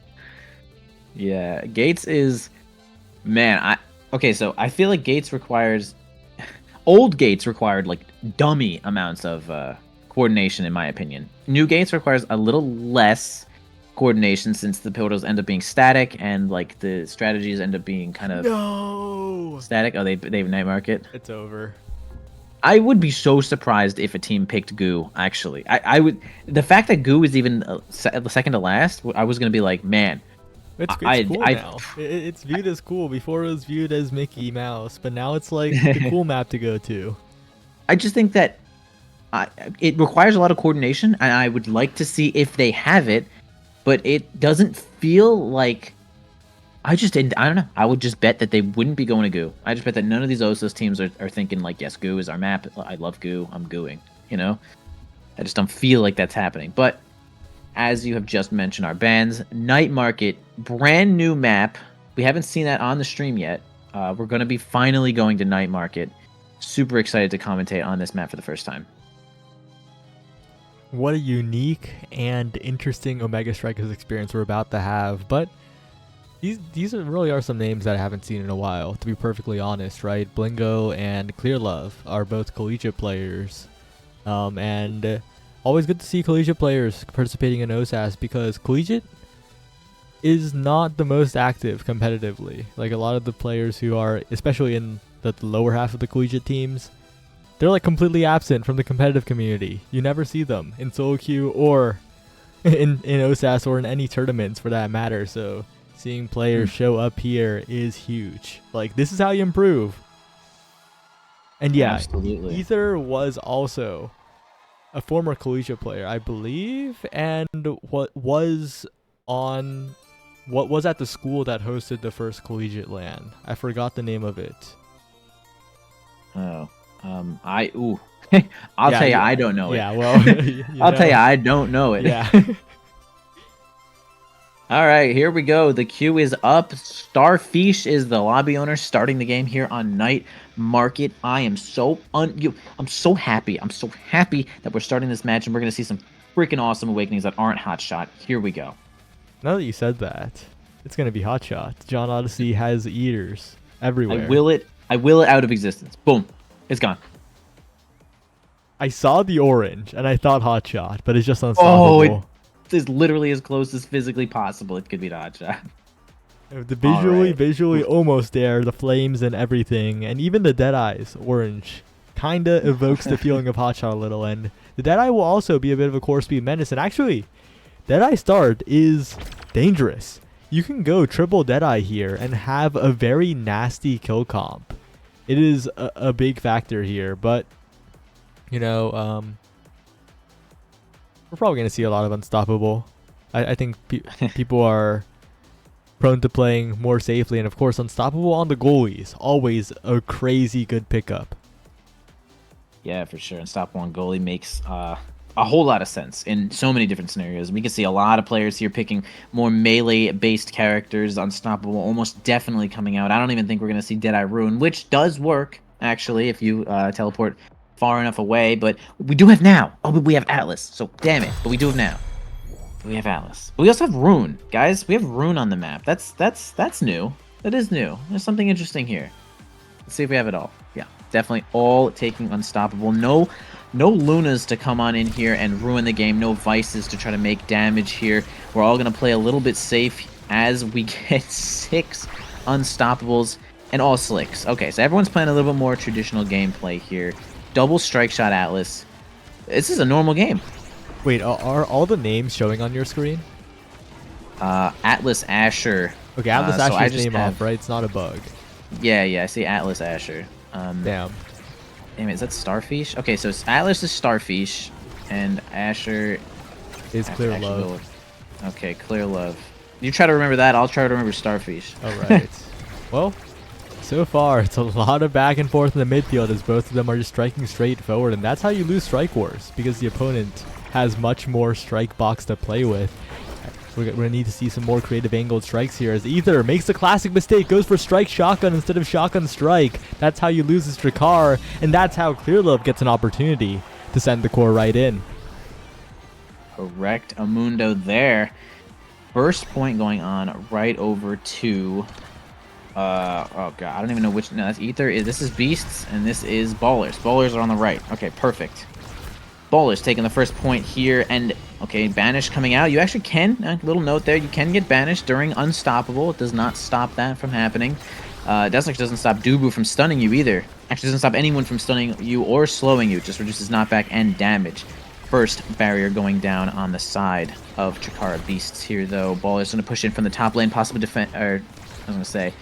supported there by a Rune Pillar, but no pillars coming up there. Going to use a defensively flip, also defensively there. We're going to have Rune come on from the top side here. See if Clear Love can get something in from the bottom side. Okay, get it out without using Carlos Flip here. Once more, a top side defense, or offense here coming in here. Going to block it with the pillar, and oh yeah, unfortunately the banish on the ball did not end up coming out positive for the side. Well, I mean, it did end up getting them a barrier, but nothing too huge here. I really like how Carlos is positioning this entire game, and Ether gets a flip in, but Carlos's defensive positioning is making it so easy for Starfish to play this video game. Even though both barriers went down, like, Carlos is right there where the clear angles are, and it's just so simple. This is just great team play from Chikara Beasts, but if you're going to have a Drakkar as your brawler, as your scorer, Ether's going to need to be a little bit more effective here, doing a lot of that really fake strike shotgun stuff, and Wet is a little too good to get caught by the really fake strike shotgun stuff. Glad to see it, because strike shotgun is definitely a little bit of a chump check there. We're going to nicely have Starfish run in front of Asher to make sure that the defense holds nicely. One barrier on each side here. Let's see if we're going to get a flip for this barrier from Bling. And they're not going to actually... We're going to have a defense, or an offense here from the bottom side. The Rune Pillar is not going to be enough to knock it on in there. Alright, gonna have to use a flip from Starfish there to knock it out of the top corner there. One more offensive push there. The flip is still gonna be held a little bit there by Bling. Now maybe used. Okay, perfect defense there from Starfish. They're gonna use the Atlas primary, but man, we're actually gonna grab that barrier there. What looked like the now primary.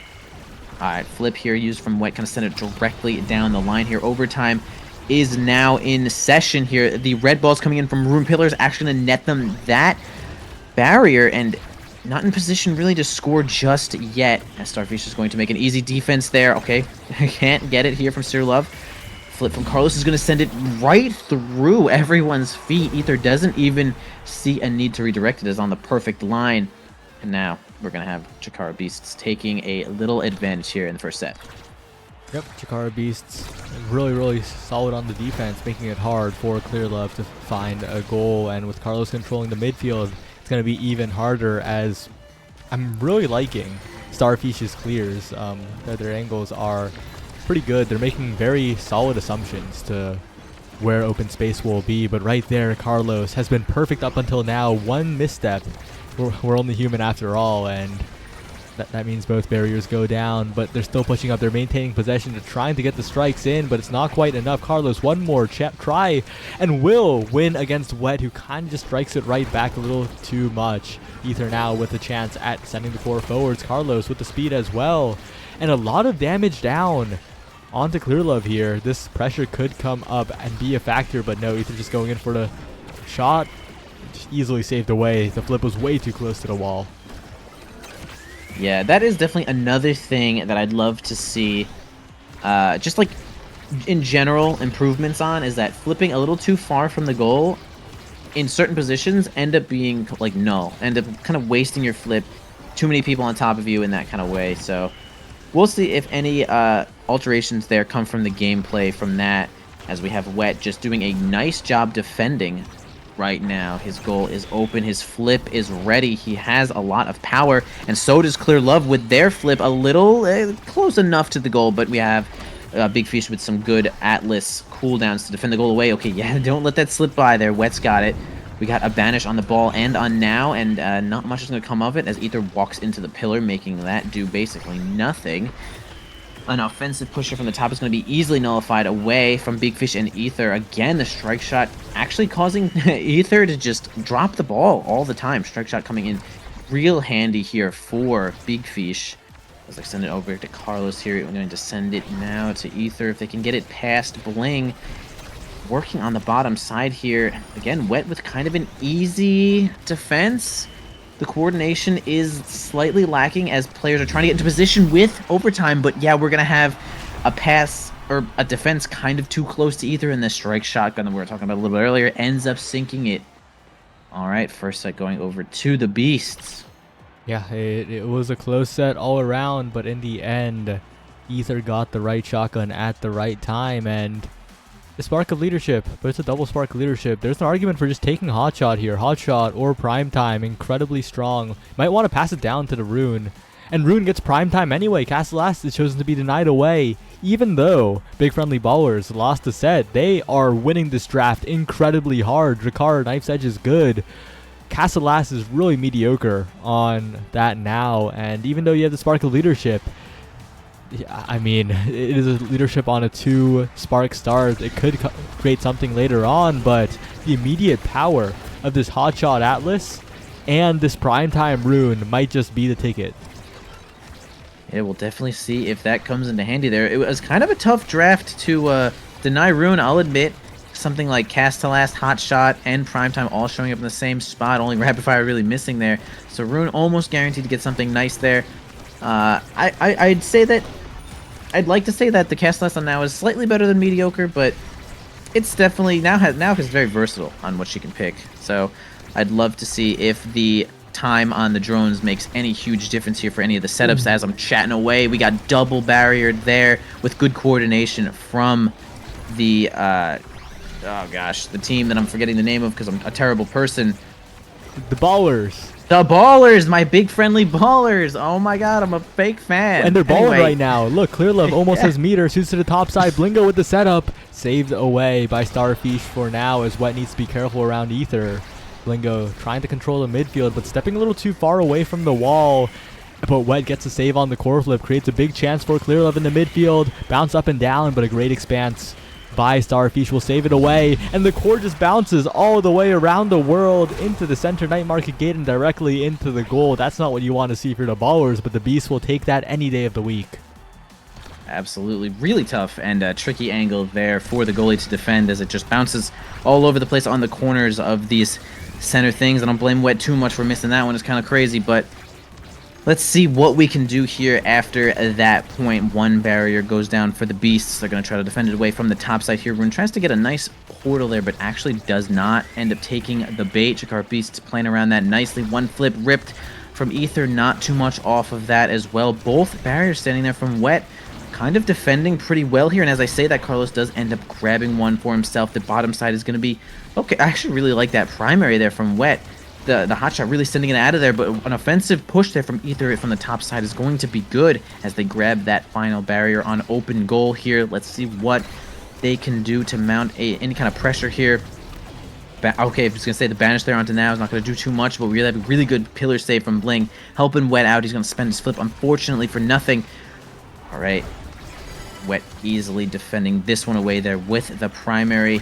Bling has flip as well. Overtime is now in session here. All of Ruin's pillars are going to be a little bit stronger, actually a lot a bit stronger.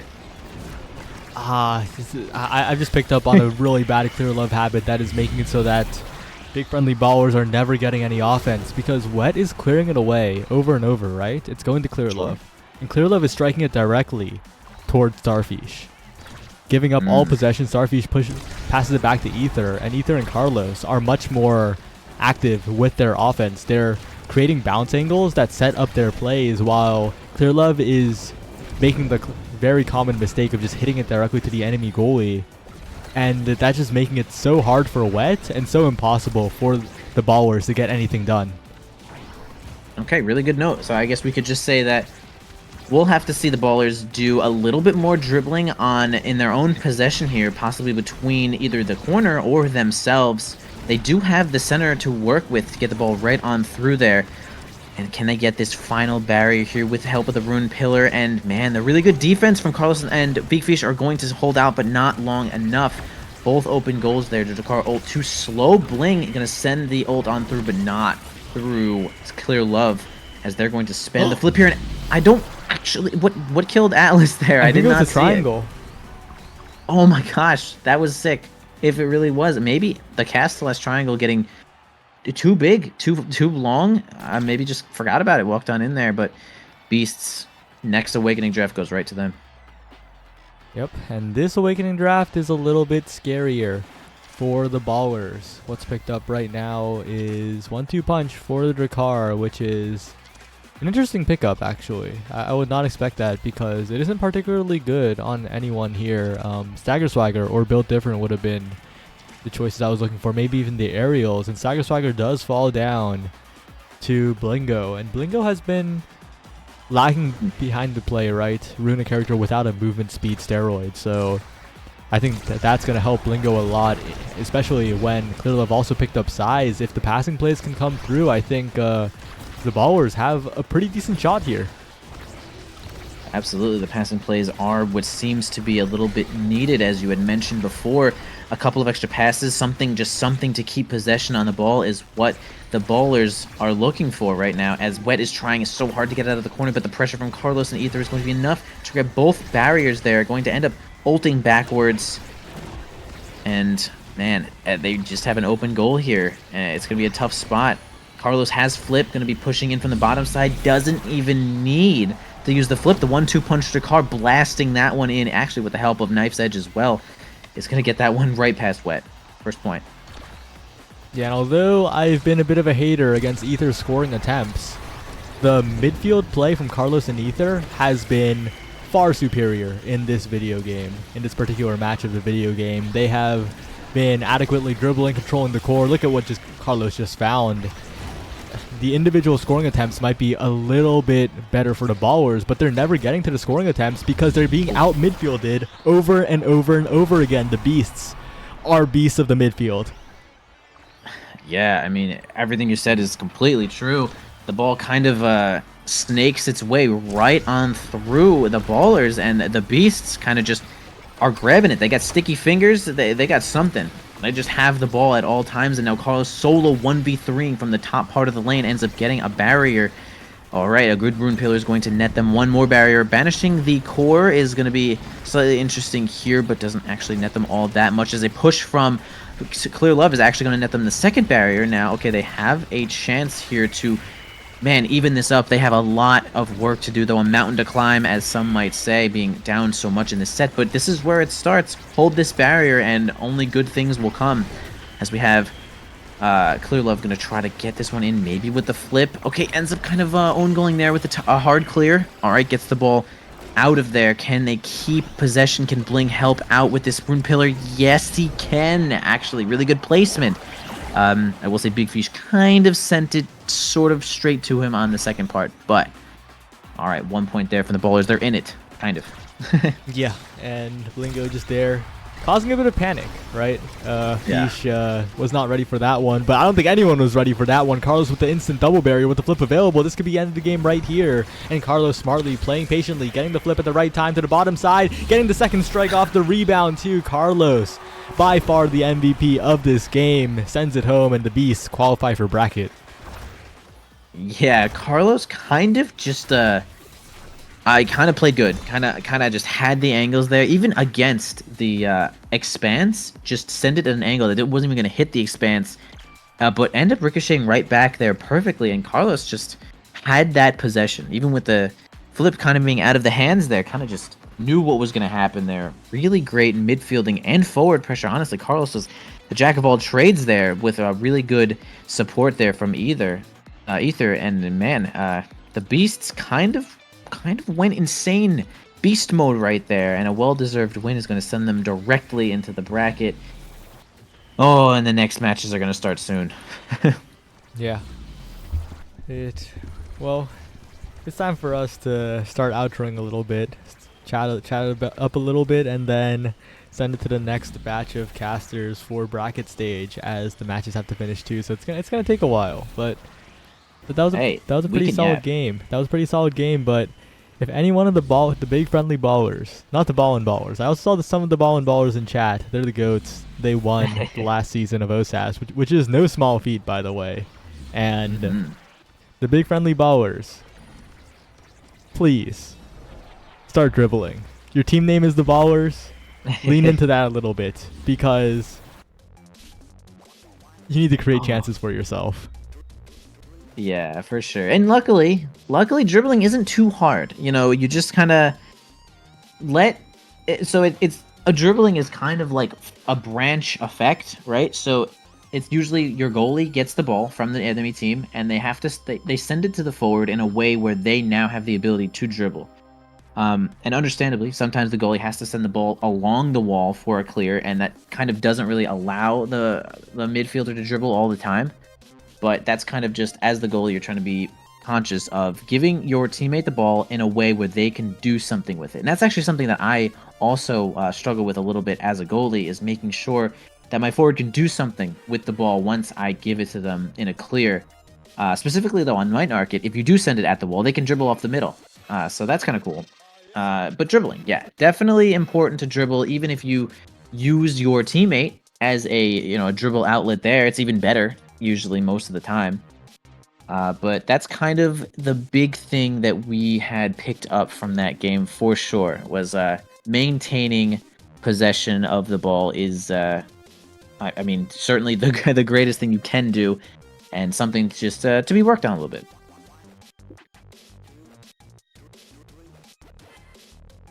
Well, on that note, I think it is our time to go, as the games are winding down, as bracket has to be prepared. So anything left that you want to say before we head to the Be Right Back screen for an extended period of time? I will just say, hey, I love commentating with you, my boy Saya. Great time. Love you guys in chat. Shout outs to all the OS players, all 6 of us. God, we love OS, all 6 of us. And stay tuned, guys. OSAS has a lot of talent to offer, and a lot more matches are coming up. We're good. See ya.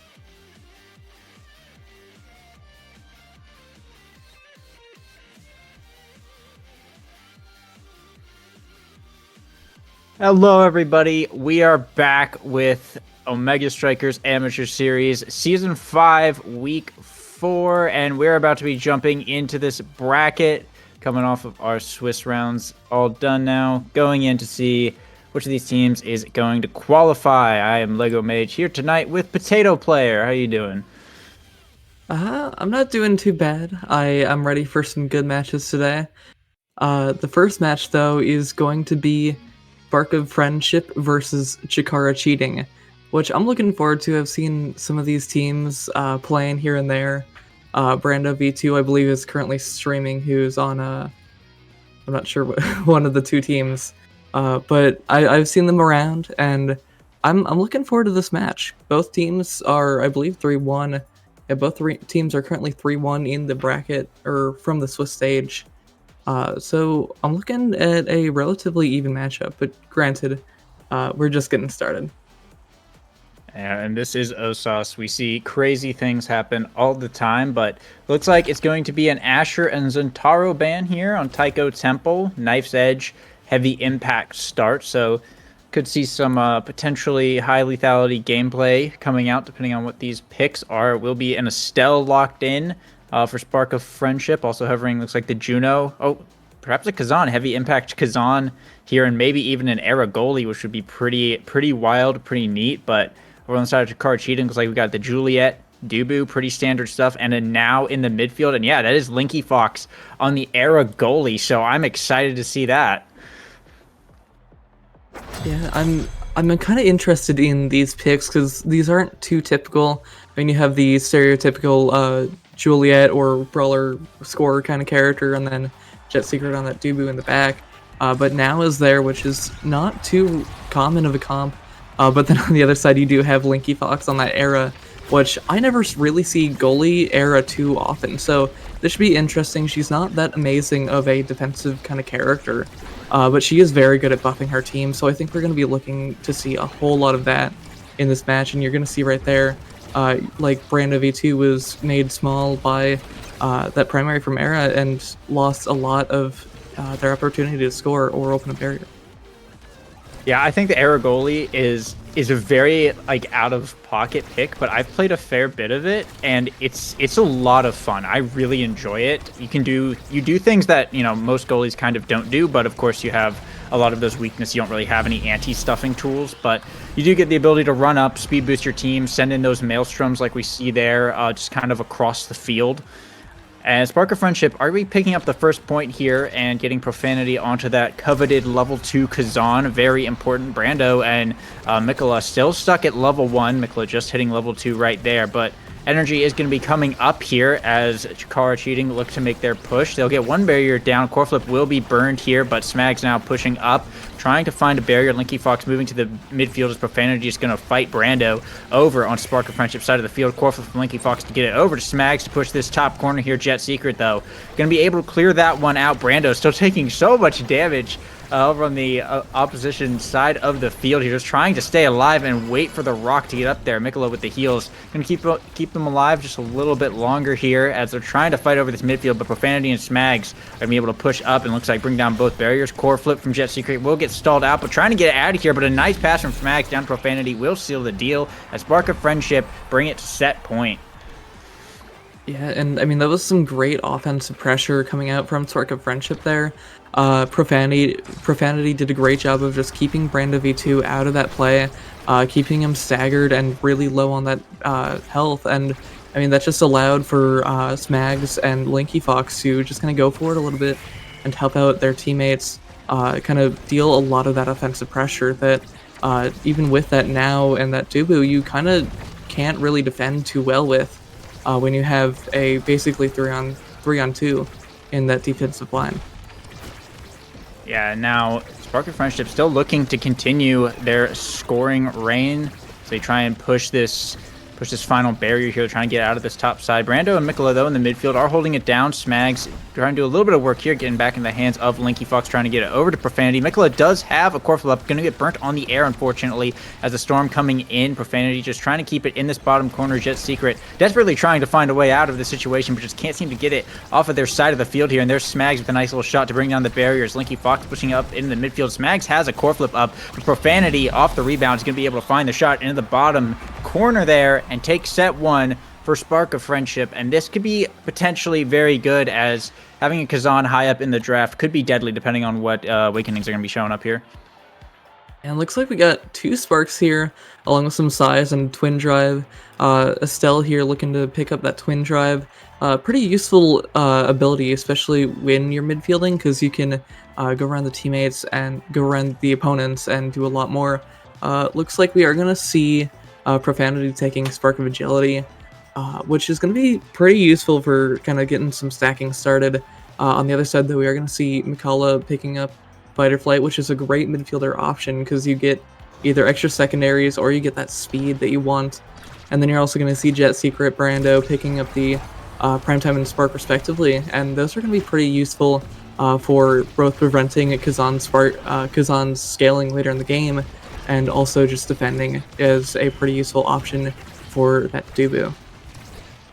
Yeah, and both teams getting a couple solid picks. That now Fight or Flight is definitely going to be something to keep an eye on. Mikola is going to have a lot more speed up in this midfield, and Chikara Cheating has brought down one barrier so far. Profanity with a nice little hook, going for the double, but Jet Secret able to save it with a roll there. Profanity, though, still pushing hard, will get one barrier. Core back up to Brando. Linky Fox able to clear it out, but Mikola pushing from this top side, trying to set up the strike war, but Smags winning every interaction, getting it back to Profanity and bringing down the barrier, opening up the side of Chikara Cheating here. Linky Fox just trying to push up in this midfield, get the core over to the forwards and try and seal the deal on this point. Smags in this top corner, brings out the blinks, roll from Jet Secret, but it's all but lost, and with the ult from Profanity, they will find the point. A Spark of Friendship are now 4-0 unanswered. Yeah, and I mean, as we're seeing here, it's almost, or we're seeing a whole lot more kind of scaling so far coming out from the side of Spark of Friendship, because they're just able to kind of deal that damage here and just get some offense going, offensive pressure against the side of Chikara Cheating. You're going to see right there, first barrier is down, and none of the core flips were used from Chikara Cheating, which means that they're trying to save up, they're trying to maybe go to the next point, or just kind of get something going. We did see Mikola use that core flip right there, as well as Jet Secret to kind of get it out, but it looks like they are trying to, they have the barrier down for the first time in a while, and now they're trying to just get past this other team, this Spark of Friendship, and get something going, get some offense going. Yeah, unfortunately, nice block from Jet Secret. Unfortunately, Smags is going to be up there to recover, and yeah, Chikara Cheating is just having a very difficult time getting this core off of their side of the field and into the hands of Brando. Brando is still stuck at level 3, has not really been able to interact with the core too much. They just haven't been able to control it that well. Meanwhile, on the side of Spark of Friendship, you got this Era Kazan Estelle it just feels like they're everywhere between the Estelle and all the abilities that the Kazan has. They just have so many possible ways of interacting with the core from so many places on the map. It doesn't seem like Chikara Cheating has a real answer for dealing with that. And now pushing up, Spark of Friendship are looking to take another set here, totally uncontested, as Smag's core flip is going to be coming online. Now dribbling up the midfield, just a primary is going to be enough to do it right through Jet Secret, as now up 2-0. Spark of Friendship might actually even make it a perfect game. This could be crazy. We're going to have to hope, if you're Chikara Cheating, that you get something really, really good on this draft, but it's going to be a tough one. We are going to see some interesting picks, possible picks in this draft. We saw Era or Linky Fox getting a lot of these primaries that are going to be so useful. And we are unfortunately, or not unfortunately, but I am interested in that pick of Specialized coming out from Brando right there, because I think size to just combat that that primary, that making of the small. I'm a bit interested because I think the size might have been a better play there, but if it works, it works. And right now we haven't really seen an ult come out, but I think I'm interested in seeing just how that specialized training is going to impact this play. Maybe make it a little easier for Mirando to provide more offensive pressure against Linky Fox here. A couple kind of nice things here, but with both goals open, it's going to be tight. Nice block there from Jet Secret to stop Smag's Estelle ult, and getting the core back up to Brando. They will find the dash punch here as Chikara Cheating will manage to put themselves on the board. It's going to be a tough one, though. They're going to have to, I mean, fully reverse sweep this thing at this point. I mean, they start off strong here, but can still go either way. Spark of Friendship has proven that they are quite powerful in this game right now. Mikola does have some energy coming up as Jet Secret dribbling on their side of the field, trying to get it out. Will avoid the Storm hook from Profanity. Mikola will use the core flip to send it around the world and bring down a barrier. Profanity able to secure a barrier in return, though, as Smags continues to push in. Jet Secret going to drop the soup in that top corner, but Profanity looking for the strike war. Jet Secret able to clear it out here, though, and actually winning a second one as well, but it's still trapped in this bottom corner. The Storm's going to come through, and what a bounce. The barrier is still alive here. Profanity will manage to bring it down with that Kazan special. Now Linky Fox trying to get up to Smags, who has a core flip. Everyone has a core flip. That will be Profanity whiffing their core flip, but they still have the offense here. Core flip from Linky Fox. You can send it up to the top, up to Smags. Core flip coming out and right through Jet Secret and Mikola. Spark of Friendship find another one. Yeah, I mean, we're just seeing so much pressure coming out from the side of Spark of Friendship, but we did see Chikara Cheating get their first goal of the game, making it 7-1 in goals so far this game, and they're gonna have to pull something out in order to kind of get this game back on their hands. But Brando is going to open up that first barrier. Mikola as well going to open up that second barrier. Now it's an open net for, I believe, the third time in this match on the side of Spark of Friendship. They're gonna have to see something going in order to get this core back, and that might just be what they need. They're gonna get a kill on Mikola here, and now it's a 2-on-3. Spark of Friendship is trying to get it past Chikara Cheating right now, but we are gonna see Mikola come back up. Jet Secret does have a core flip up, and they still have this barrier remaining. Mikola is taking a fair bit of damage as Friendship is pushing up hard. They'll bring down the barrier and earn Jet Secret's core flip. Mikola going for the pass to Brando, interrupted by Linky Fox's core flip, getting up to Smags, pushing this corner hard. Jet Secret sending it back this top side. Smags going for the primary, finds it and gets the KO to boot. Spark of Friendship bring it to match point in a matter of minutes here, as they are just looking utterly dominant right now.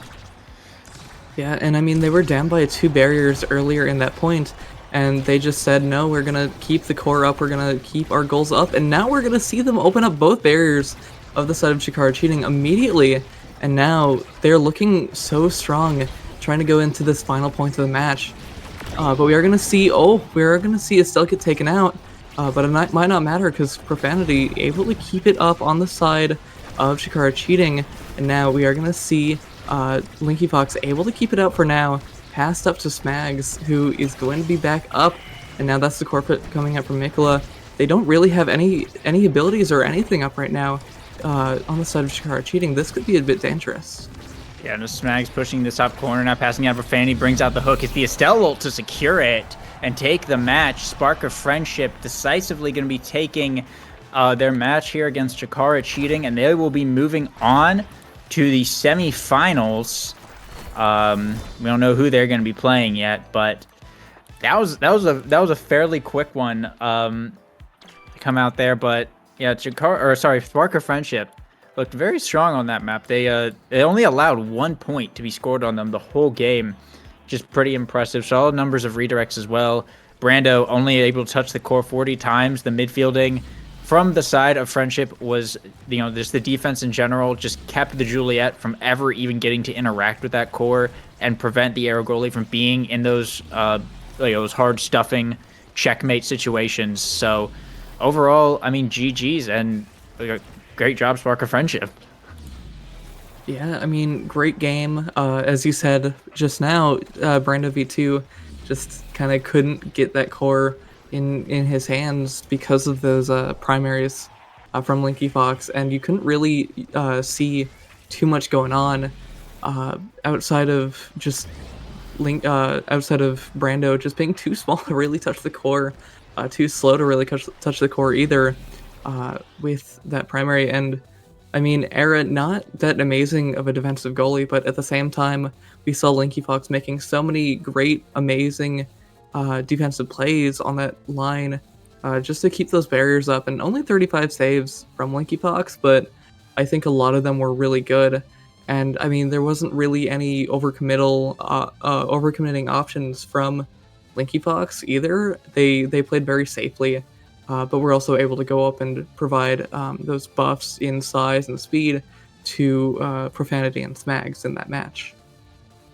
Yeah, I mean, ultimately, like that's what you want to see. You don't want ideally you want your goalie to never actually have to touch the core. If the core never leaves your midfielder and your forward, then you're doing they're doing their jobs very, very well. So I mean, what we saw here, Spark of Friendship was just had it locked down. They had the game plan. They knew what they wanted here, and they had between the Estelle and the Kazan, they just had the core control that having an Era goalie didn't really end up mattering because they could just find a clear angle. They could just Smags could teleport back, fire a million projectiles or something, and just constantly hold the core in the midfield to where Linky Fox only really had to find a few ideal clears to get it out of a tight situation, and then that was it. There was no need to turtle up and be on hard defense like Chikara cheating kind of had to be for most of that game. Yeah, and I mean, with that Dubu pick coming out from Jet Secret, this is something that I just really like to call out. Those defensive goalies like Dubu, like Mako, they're not amazing at kind of going up there and helping their teammates. But when you have an Era, you're able to just run up there with that secondary and with that primary and able to kind of assist your teammates. So it's a little bit of a 2.5 on 3 when it comes to your offense, and that's really, really useful.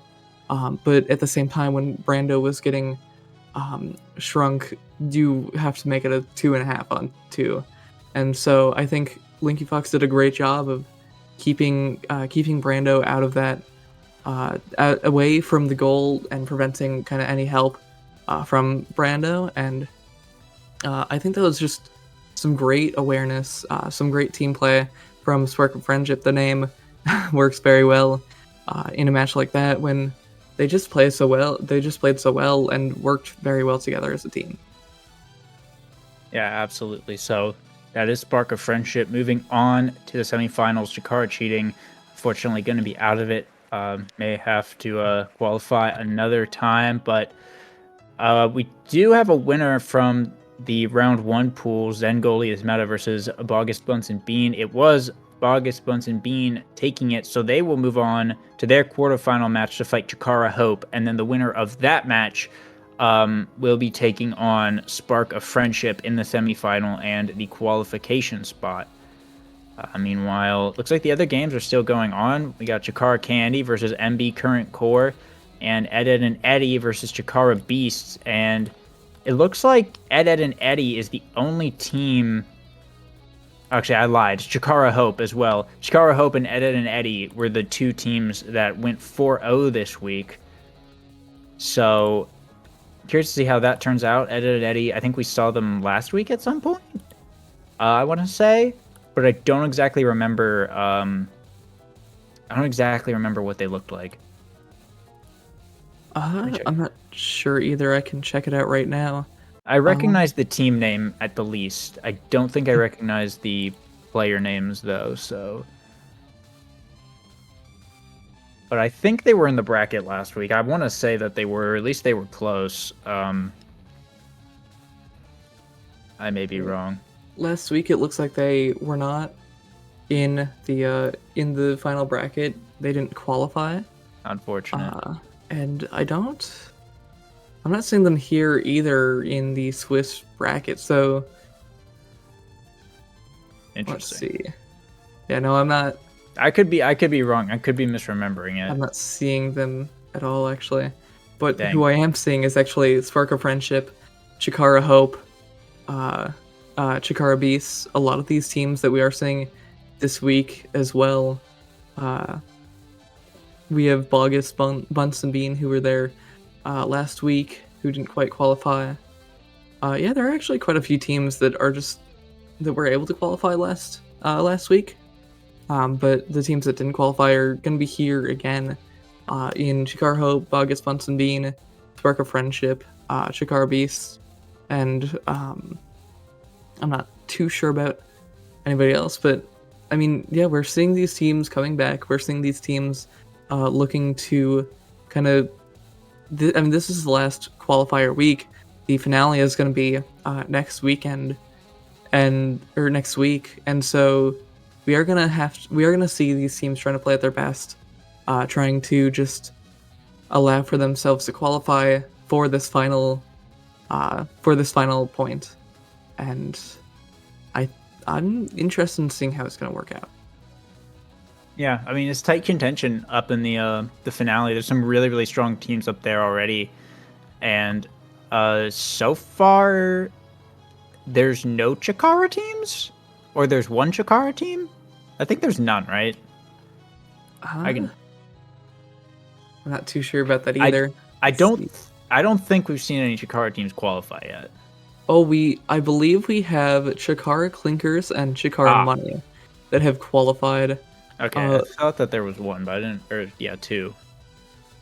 Looking at the bracket, I believe the current qualified teams are going to be Seraphim, Sanguine, Orpal, which I might have screwed up. I probably did. That's right. That's Sanguine Orpal. Sanguine Orpal. Okay, I said Sanguine, which is different. And then we're seeing guest star ? Who I think I casted their qualification match last week, as well.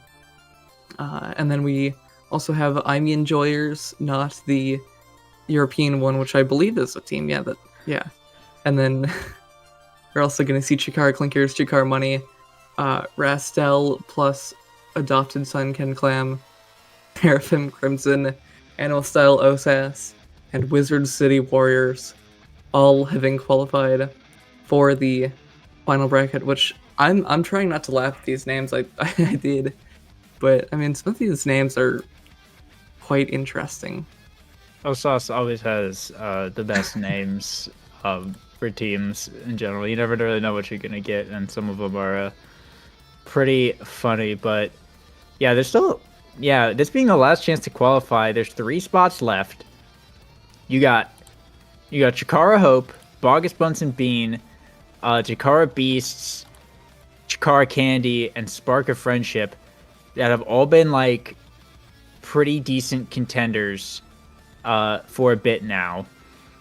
You got Edit and Eddie, which I thought was a team that was around, but apparently I was wrong. And I guess I actually really don't recognize any of these names, so I must be gaslighting myself into thinking that they were here last week. But they're a wild card team at this point, but they are 4-0, which is kind of scary.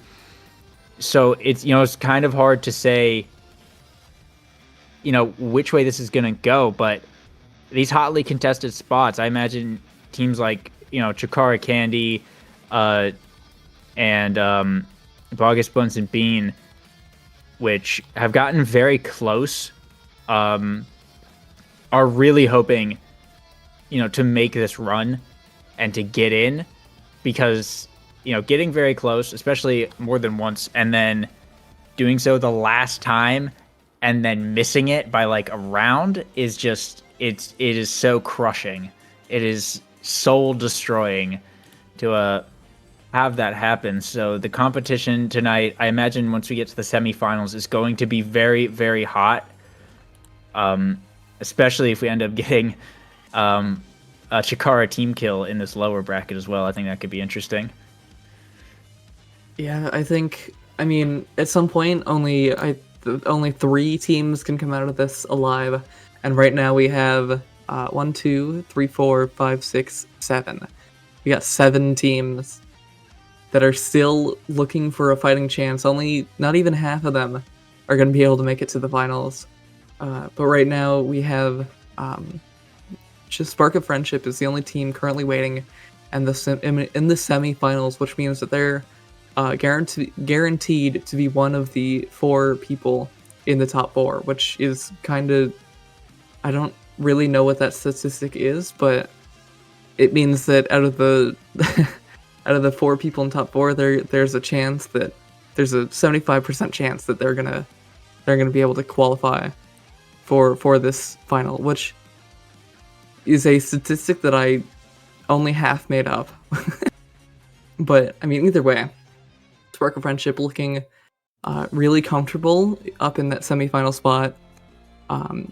And I mean, we're gonna see Chikara Hope and Bogus, Bunce, and Bean looking to qualify. I mean, everybody here is trying to qualify, and at some point, you gotta just play better, win more. And right now, we're just waiting for more of these people to play better, win more, and finish up their match so that they can get into the semifinals for their match. Yeah, just gotta wait on these games to finish. You never know which ones you're gonna pick, and it seems we unfortunately rolled the short one for the stream game tonight. But I am interested to see what the outcome of these quarterfinal matches will end up being. Chikara Candy versus MB Current Core, I think, is a very interesting one. It's been going on for quite a while now. Both teams are 3-1. I wonder if we can... Let's see if one of them is streaming real quick. See if I can get a... Let's check. Oh, I could probably check the Chikara Red Zone. I think Big Rig is streaming. Oh yeah, they're in set 5 of their match. We got a now goalie, which I'm not too used to seeing because it's kind of bad in my humble opinion. But we also got a era midfield and X4, which is a pretty normal, pretty often seen kind of forward comp. And oh my gosh, I'm like half casting this right now. But like these are some interesting teams, and they are in set 5, which means that the winner of this point or these next 4 points, because the Big Rigs team is currently up by 1 point, but whoever wins the next 4 points is going to be able to get into that semifinal match and look to further their opportunities to kind of close this out and finish their match, get into qualifications. Yeah, it's very close in that Candy versus MB Current Core game. That's 2-2. It's set 5. Each team has 1 point here, so I mean, I guess we'll keep you updated. It looks like the other game it's on set 4 right now, but tied at set point. So that one should be could possibly be ending soon here if the red side wins. I'm actually not sure which team that is. Oh, but it looks like they won. Okay, so that one's over. Let me see. That was... Right, so from the looks of it, Ed, and Eddie were able to take the match out over Chikara Beast, which means that we are going to see the expected result out of that match based on the seeding command of Swiss, but it looks pretty close, like a pretty close match right there. And I mean, now we're going to see Ed, and Eddie looking to get even closer to this qualification. And I mean, we're going to see him in a match coming up soon in this semifinal. But it looks like Chikara Candy is actually down on set point right now. And they could possibly get taken out here. They have an open goal. There's a barrier still up for the side of whatever the other team was. Oh, and they just scored. It's over. Candy is out. All right. Yeah, That's Chikara Candy down to MB Current Core and Beasts down to Ed, and Eddie. So the Chikara teams are all out except for Hope. I mean, Chikara, that's ironic. Chikara Hope, the last hope for qualifying this week is Chikara Hope. I mean, that's just, I mean, lore accurate at that point. Chikara Hope, seed 1, coming out of Swiss, got a bye in the first round, so they got to wait in the quarterfinals, wherever other team was, but now Chikara Hope is fighting against Bogus, Bunsen Bean, and whichever team wins that determines whether or not Chikara still has hope in this match right now, or in this qualification. Yeah, and their match just started not too long ago against Bogus, Bunsen and Bean, so I mean, that will be going on during our next game. Hopefully we'll have a winner of that decided once we're done with Ed and Eddie and MB Current Core, because the winner of Chikara Hope versus Bogus, Bunsen Bean is going to be fighting Spark of Friendship. That could be a wild match for the qualification spot. And of course, the loser of both of those will fight for the third place tiebreakers. But yeah, it's an interesting scenario that we're in. I expected at least one of those Chikara teams in those bottom quarterfinal spots to win. But it's kind of interesting. Ed and Eddie versus MB Current Core. So currently the semifinals does not have any Chikara teams in here, but I imagine it will be a very close game. Nonetheless, Ed and Eddie sitting at 5-0 record, MB Current Core at 4-1. Both teams looking really solid right now. So I'll be excited to see this once they all get in and do the map stuff and whatnot. Yeah, and I mean, we're chilling right now, but I'm interested in this top 4 because we only have 3, but these 3 could be the teams that qualify. We don't know this yet, but I mean, the losers of the semifinal match are going to go down to the third place tiebreakers, and I believe the winners of those are going to be able to go to the finals as well, which means that we're narrowed down to 5 teams left, and currently 2 of those teams are fighting. 2 of those teams are getting ready to fight, and 1 team is just waiting for the first match to end. So, I mean, right now it's looking pretty good. We only have a few matches left in this qualification, in this series, or not in this series, but in this bracket, in this weekly. So, I'm interested in seeing who will come out on top out of the 3 possibilities. Yeah, it could be interesting. I wouldn't be surprised if Bogus, Bunsen Bean wins and it's Spark of Friendship versus them. I think that's going to be a pretty wild match. I think this match that we're about to see could be pretty close as well, because I'm not entirely sure what to expect. I know some of these players, I recognize some of their names, that they've been around for a while. Except for Ed and Eddie, which I will continually pretend that I know for some reason, but it's hard to say, but I'll keep an eye on this other match, the Hope versus Bogus match going on in the background in case anything wild happens there. It looks like nothing too insane at the moment, but I mean, we're just kind of waiting on the players to show up so we can get into this next semifinal. Yeah, and I mean, I'm also in this. I can also agree with you that I haven't really ever seen the players of Sean Brook, YZZE, or Striker Rasmus. I mean, there are a few references there in Striker Rasmus, who there's the NASA player Striker Kai has a very, very similar name for some crazy reason, but I don't know who Striker Rasmus is. I don't know who YZZ is. I don't know who Sean Brook is, but I mean, they have been looking really strong according to according to the bracket, because they're 5-0 right now.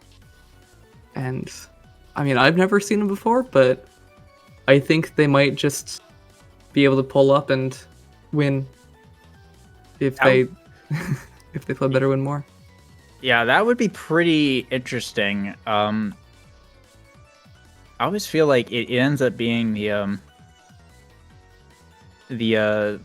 random teams that just show up out of nowhere that can end up taking it all. I mean, we've seen it happen before. A team will just show up and qualify the first week that they sign up. But yeah, taking a look at their record, they knocked out Blubbery Whale and Shakara Candy in Swiss, which is pretty good because those aren't pushover teams by any means. And Shakara Candy is currently in the bracket. Well, not currently in the bracket. They just got knocked out, but now they're here up against MB Current Core. They have not dropped a single game all night. I'm very interested in this team and what they might be bringing to the table. I'm trying to see. I mean, I don't think they've been in previous weeks. They have not, no. Yeah, so they're totally new to this bracket or this circuit, unless there's something I'm missing. But this could be really interesting.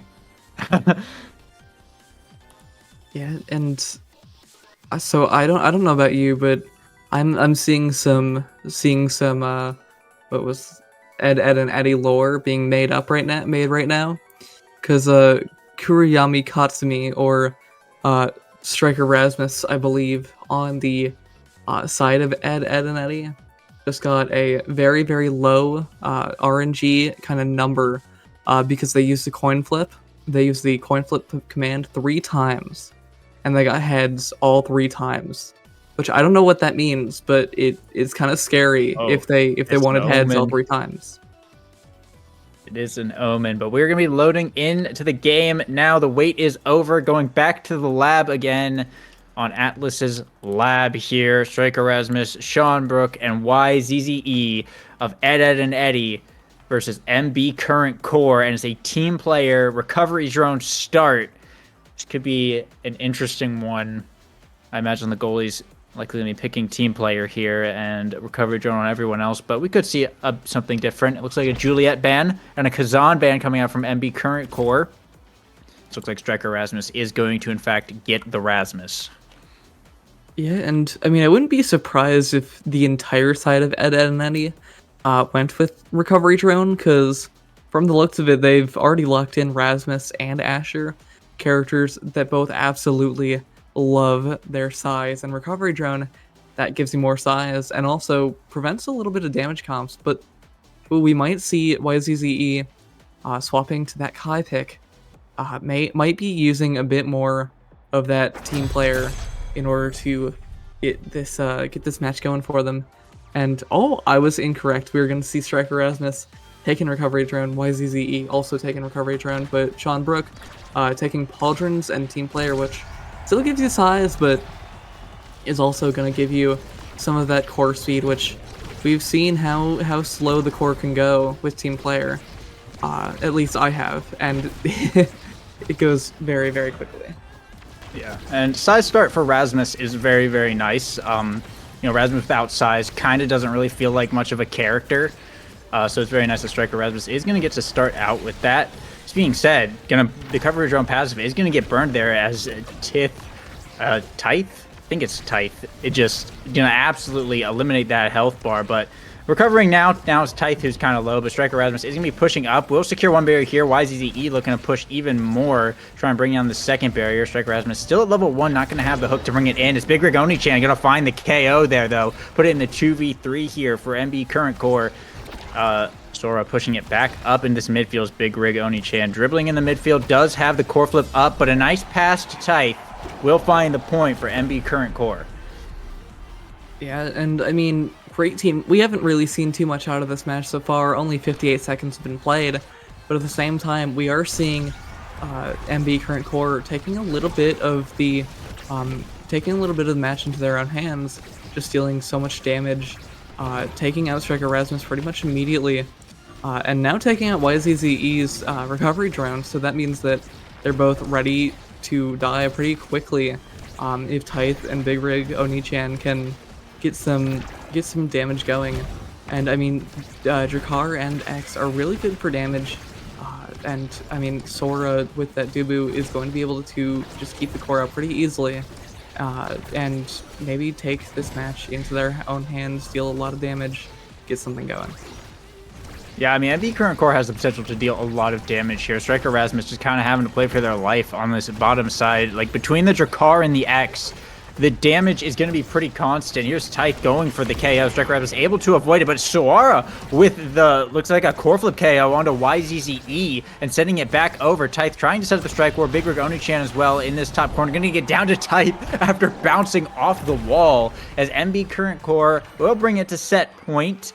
And this first draft, if they end up winning, could be pretty vital. If Ed and Eddie allows MB Current Core to scale their damage, it could be potentially very dangerous, as we're seeing right now. Even with the recovery drone, they're still picking up some pretty solid KOs. And if that gets out of control, it could be over for Ed and Eddie. Yeah, and I mean, X is a character that he starts out pretty slowly, but once you get some awakenings like Chrono Boost, Specialize, Castellast, all of those kind of damage awakening things, you're gonna see a whole lot more opportunities coming up for X, and we are gonna see Big Rig Oni-chan taking that core flip, opening it up, and now we're gonna potentially see that X getting some scaling as well at Drakar. We are gonna see Missile Prop coming up, and that gives him a great opportunity for just kind of taking the match into their own hands, getting that damage, getting that range pressure as well. That Drakar and X, not very control oriented, are gonna love to see. Yeah, and a spec training deny gonna have to come out there from Sean Brook. It will allow the stagger swagger to fall over to the X, which is not great for the side of Ed and Eddie.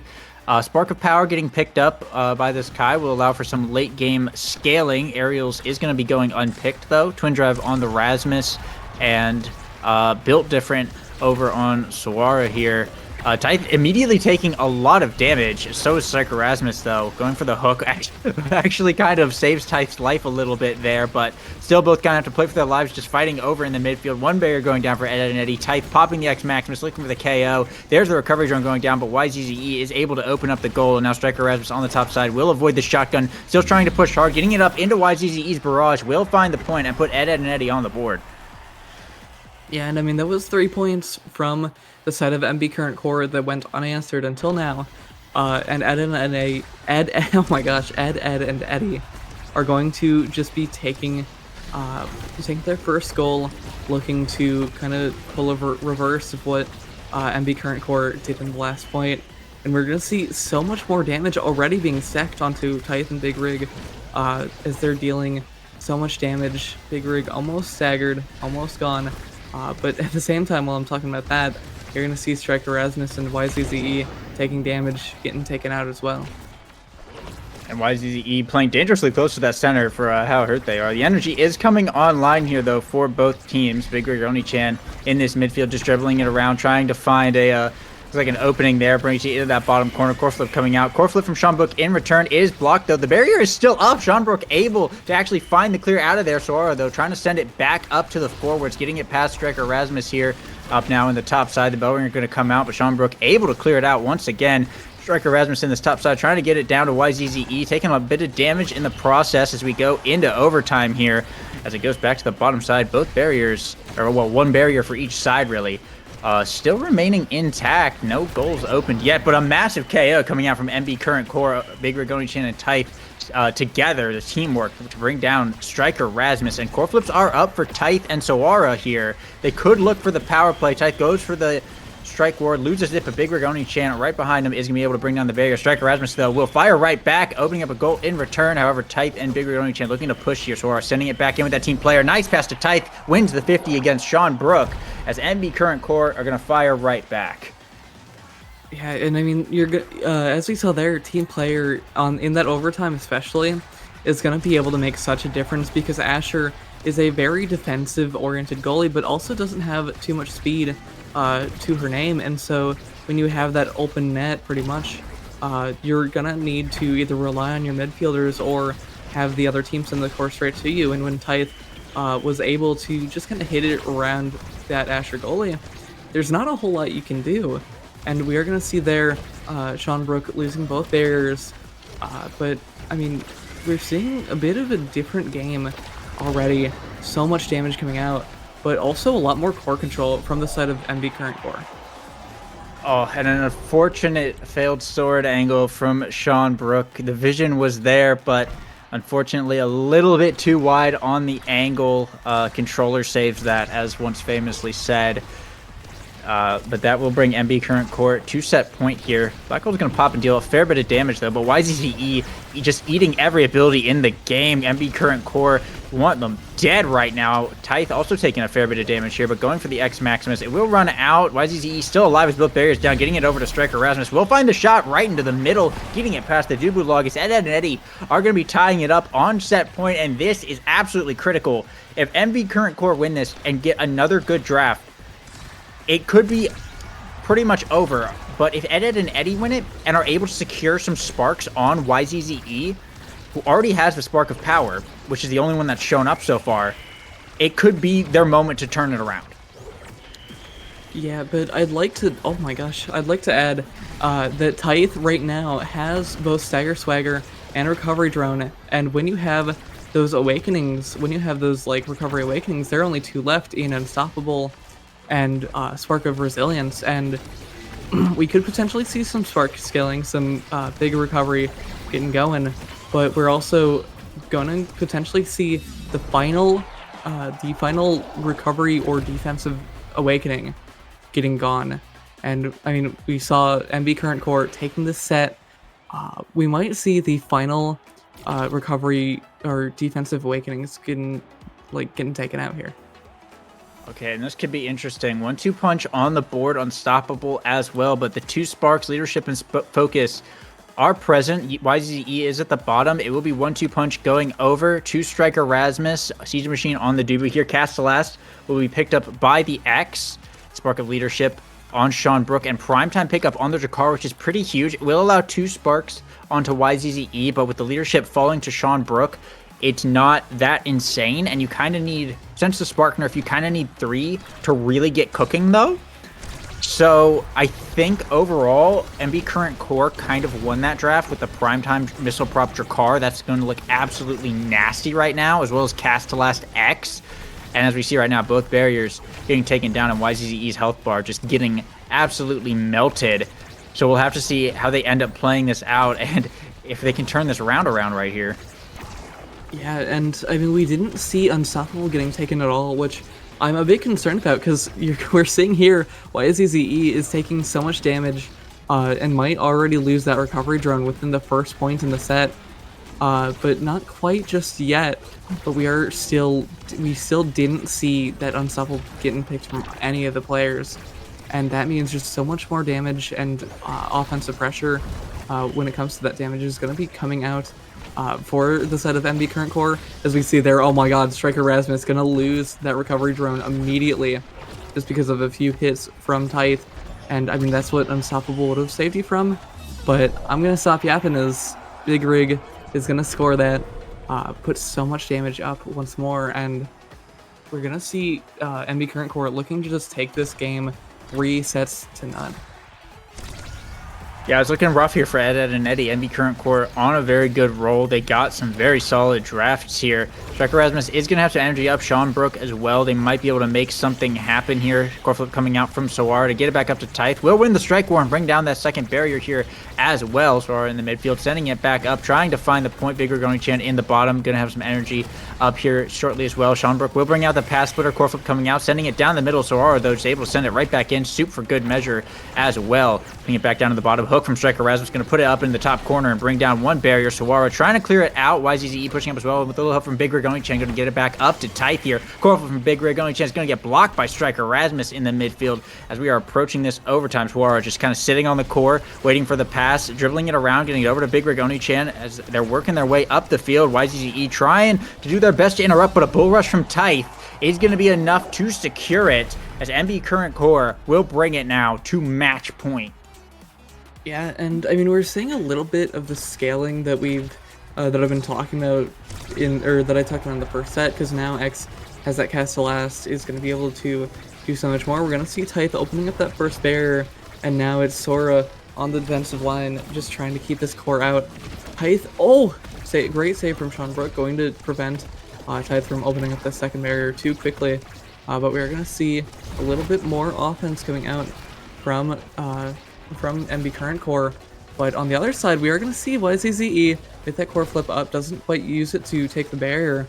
The barrier's still up for MB Current Core and Ed and Eddie. Oh, great pass to Big Rig Onii-chan, going to open up the barrier. Oh, and Tithe going to use that secondary to try and get it in, but not quite just yet.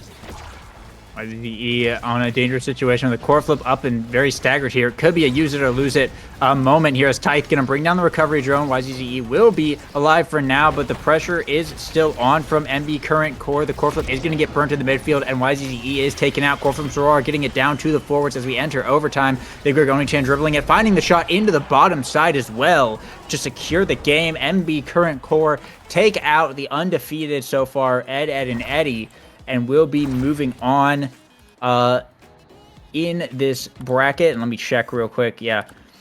To fight... Oh, actually, no, I lied. They qualified. That was the semifinals. So MB Current Core will be taking the qualification spot. Ed and Eddie will be going down to the third place tiebreakers. So they'll have another shot here to fight the loser of the next match. But yeah, let's take a look at these stats here. Ed and Eddie, unfortunately, only able to get 2 goals that game. 9 on the side of the other team, MB Current Core, and 120 redirects on Sawara. All these shots, yeah, they're just looking really, really solid. Yeah, and we're gonna see some pretty high damage numbers from the side of MB Current Core. We see 7 more kills from MB to the 0 from Ed and Eddie, which just kind of shows where the kind of pressure in the game was going. And I mean, Ed and Eddie took so much damage and got pressured so much by that Jakar X forward offense, and we're able to do so much.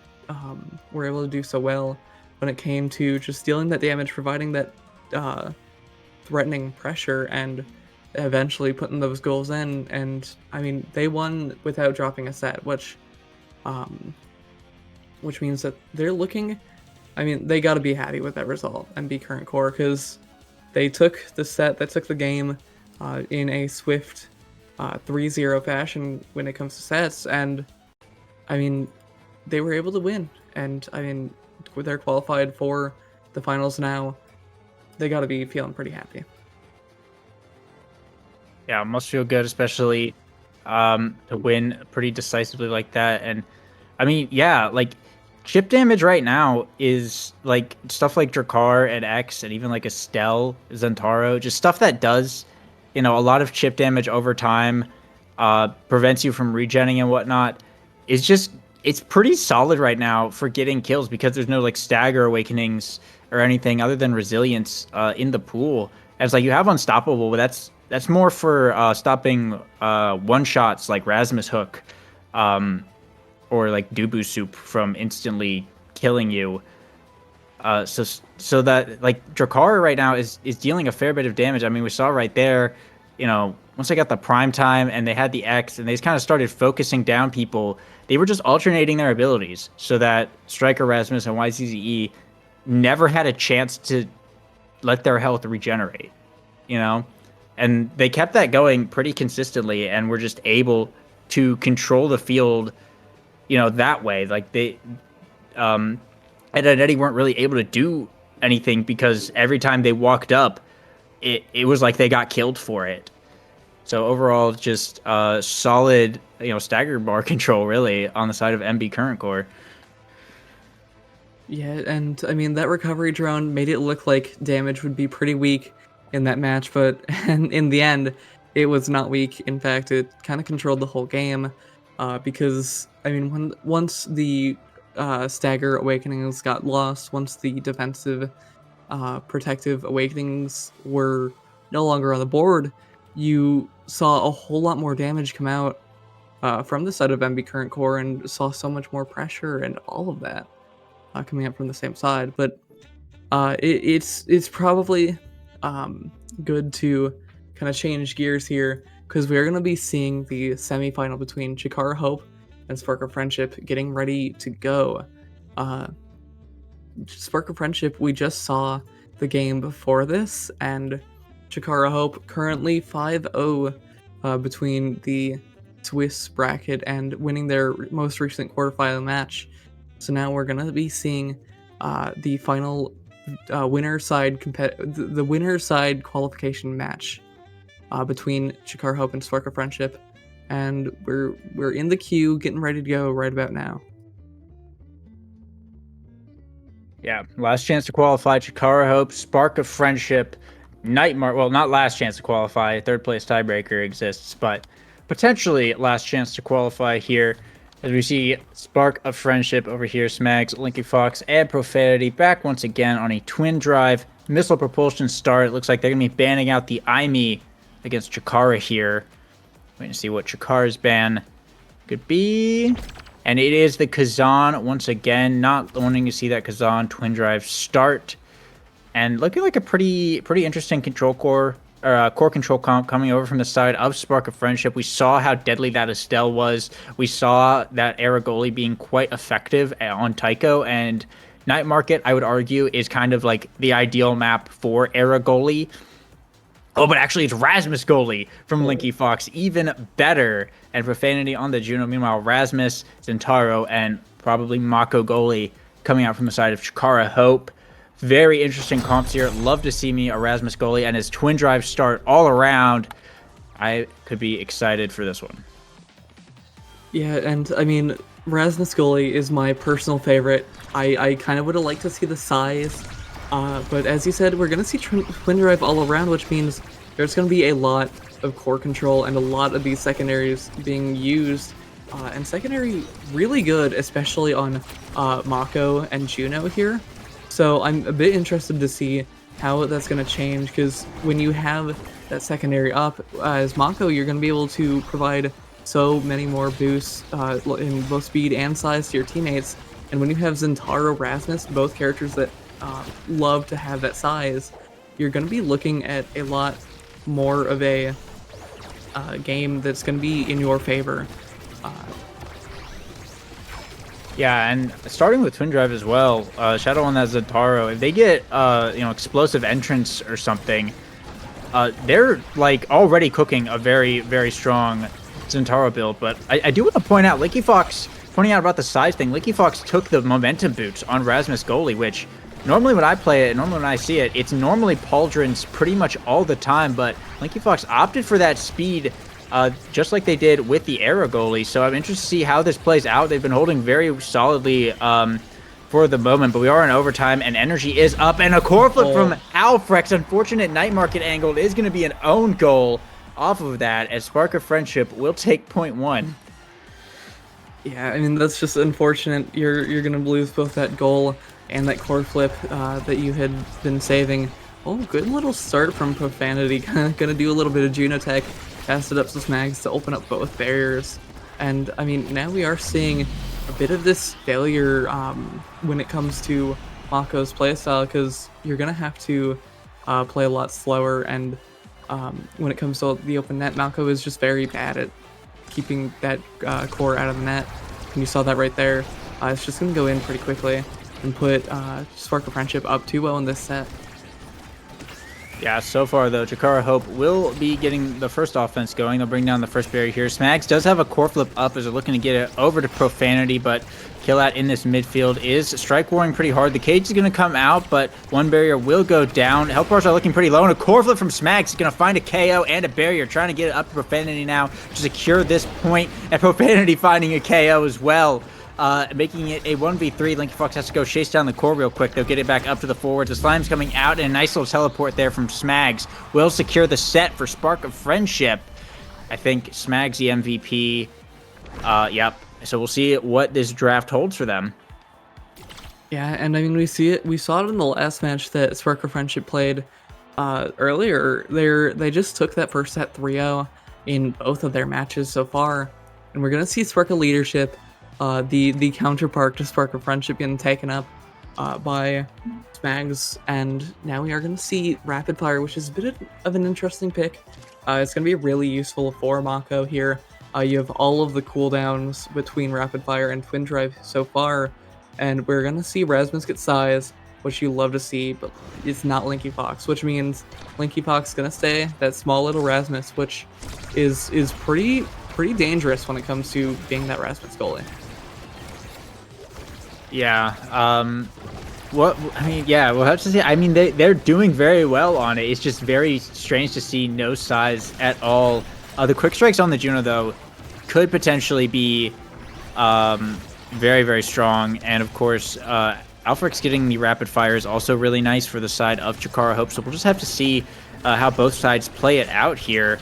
There is an open goal on the side of Spark of Friendship here, and one barrier is still up for them. Primary and a jump from Profanity, though, is going to bring that down and open up both sides as Linky Fox in the midfield. Going to lose the strike board to Shadows, but the hook will save it. Pull it out of the net, however, Killat able to get it back up there, and Shadows will find the point, putting Chikara Hope on the board now. Hopefully looking for a chance to come back after a bit of an unfortunate first set.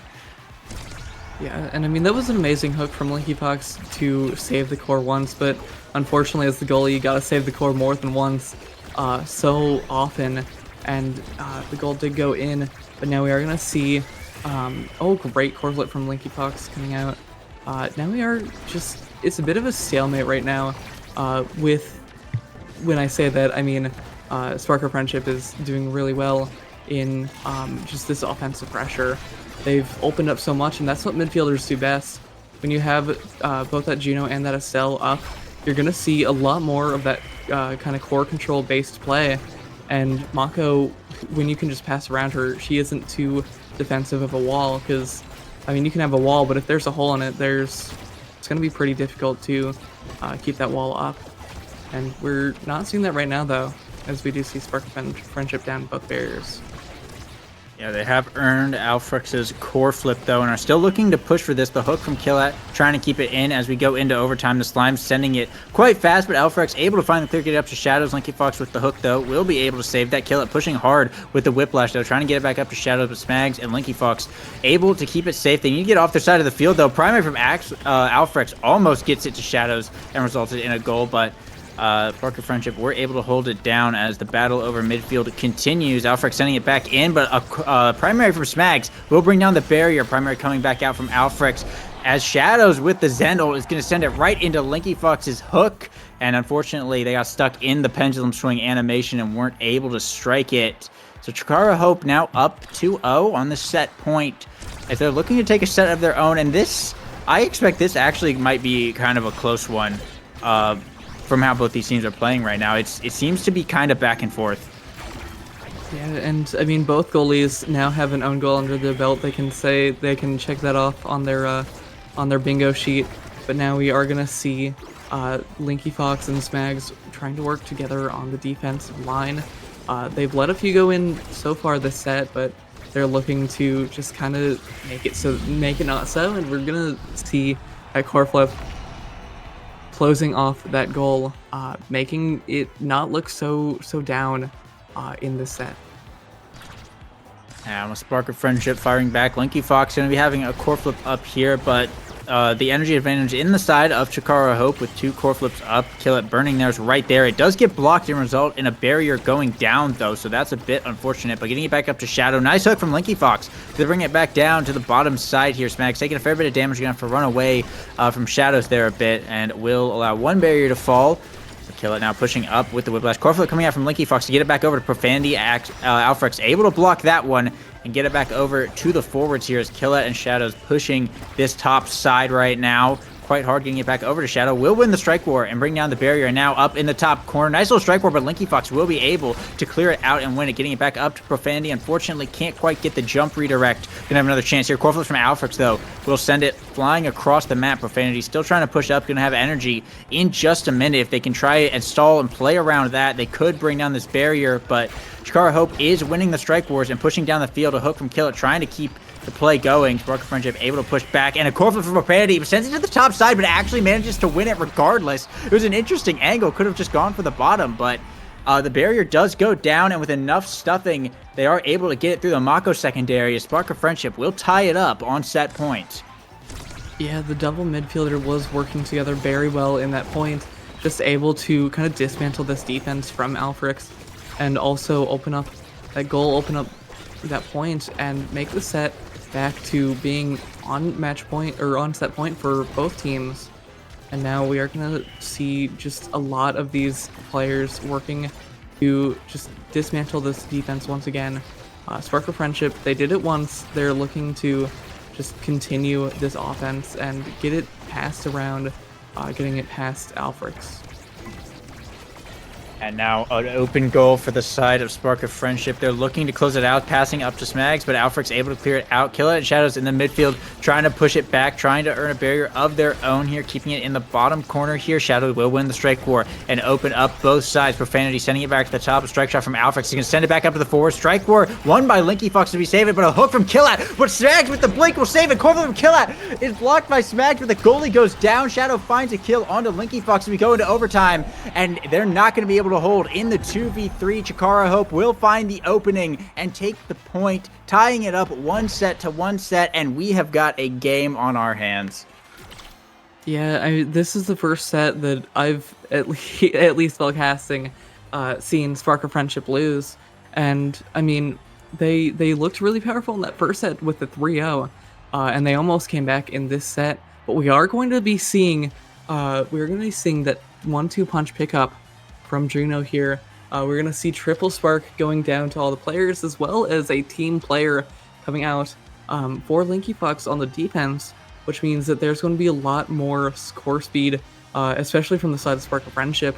And we're going to see Profanity and Linky Fox both getting so much more core speed with their strikes, with their blobos, and just potentially just getting it past that slow Mako defense and that time-consuming defense that we see.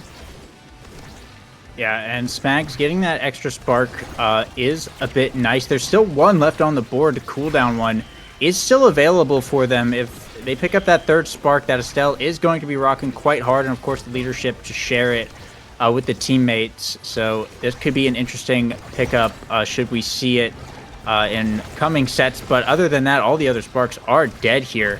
And with a goal open now, it looks like Spark of Friendship rocking sparks and trying to find this point here. Profanity going to have some energy here in a moment, but Alfrex does have a core flip up in the pocket here just in case things go a little bit awry. Just trying to clear it out through this midfield here, but those slimes are hitting it really fast, and we're going to be entering overtime soon. Kill It will find a hook, though. Turns it into a 2v3. The power play going to start in this overtime here. Bouncing around the world, Profanity jumping to the top side. As the Rasmus's battle over, core flip coming out from Profanity will be answered by Kill It's core flip and shut down here as we reset. Smags will be back alive once again. Core flip from Alfrex will send it back across the field as Kill It just trying to survive. Unfortunate bounce there, night market angle. The barrier will go down for Linky Fox as they're trying to get it back up to Shadow.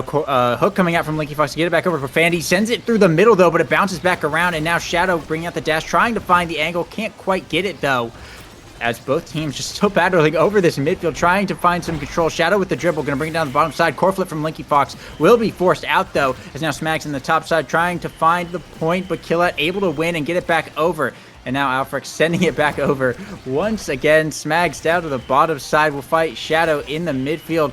Oh, LinkyFox with a dangerous dribble, but it's going to pay off anyway as it looks like, yeah, an unfortunate clear down to the bottom side. Shadow was standing right there and was able to find the shot. Chikara Hope getting another point here in overtime. Yeah, and I mean, we saw so many times just this faster core speed is going to lead to a little bit less understanding of where the core is going to go. And we saw the core hit that middle and throw the players off so often in that last point. And unfortunately, yeah, LinkyFox did lose that goal because the core went straight into that middle barrier. And it looks really small when you're playing, but when it comes down to this thing is in the middle of the map, you're going to see bad things happen sometimes.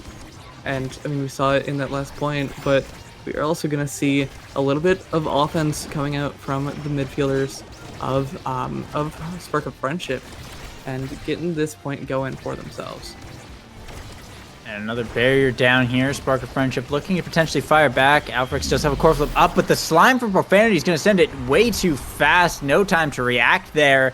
Spark of Friendship tie it up once again as the back and forth scoring continues going into this round. Chikara Hope still has that core flip up. Killet also going to be having a core flip this round. As we go into a quick little kickoff, looks like Spark of Friendship pushing hard. Force out the core flip pretty early here. Shadow will be able to bring down one barrier off of it. Looks like they're pushing for more potentially. Killet in the midfield, sending it right back in. Smags trying to clear it back out. And Profanity actually going to be the one to fire back with a barrier in return to tie it all up. And those slimes, they're just hitting it so fast. And another barrier going down as Smags Profanity looking to end it here.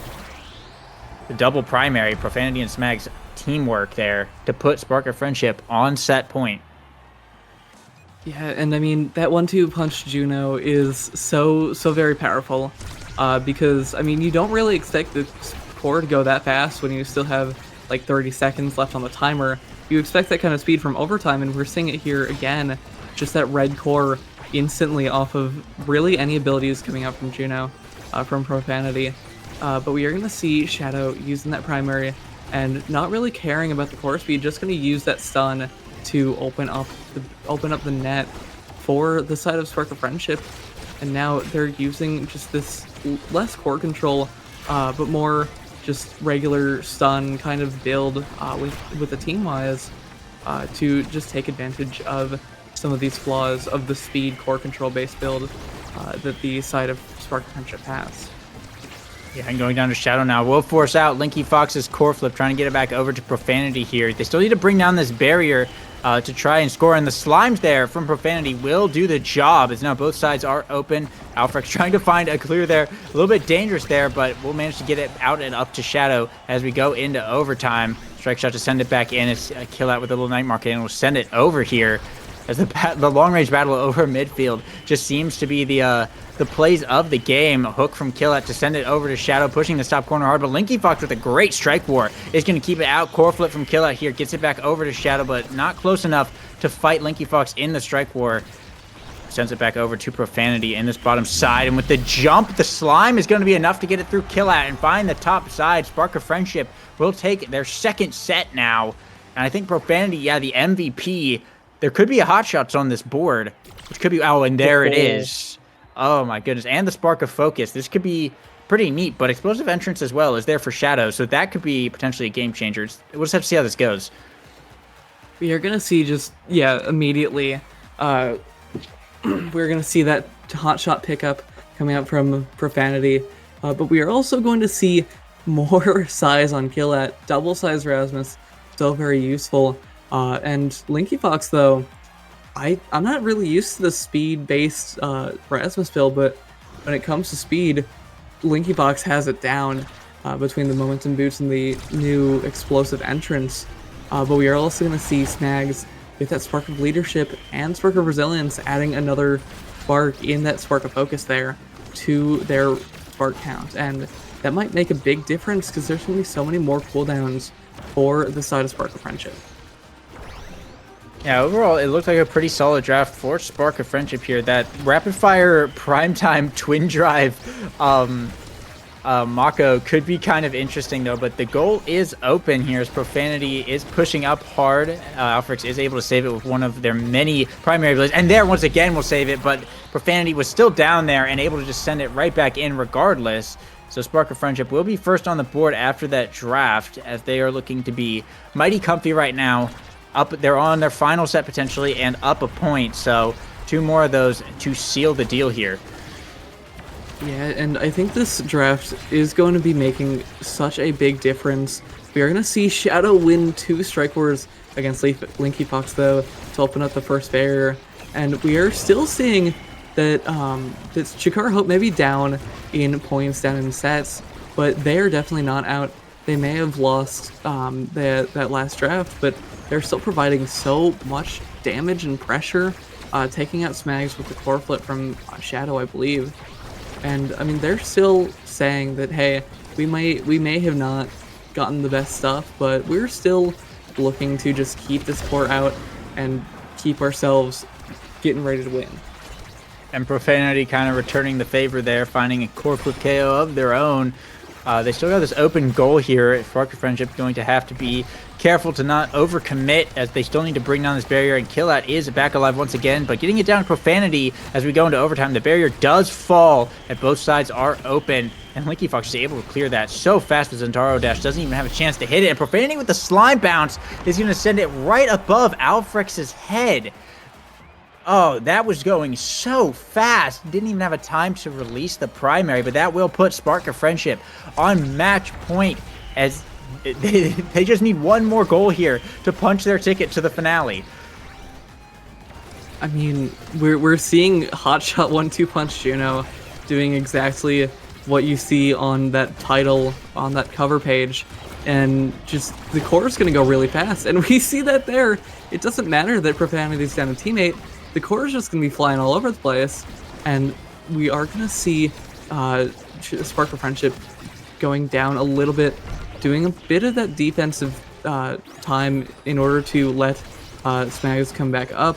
But we are going to see a bit of an opening here as Profanity uses that core flip, not going to be able to get anything off of it. Great saves from Linky Fox, but not going to be able to keep it out for too long as Shadow going to get that strike, put it past Linky.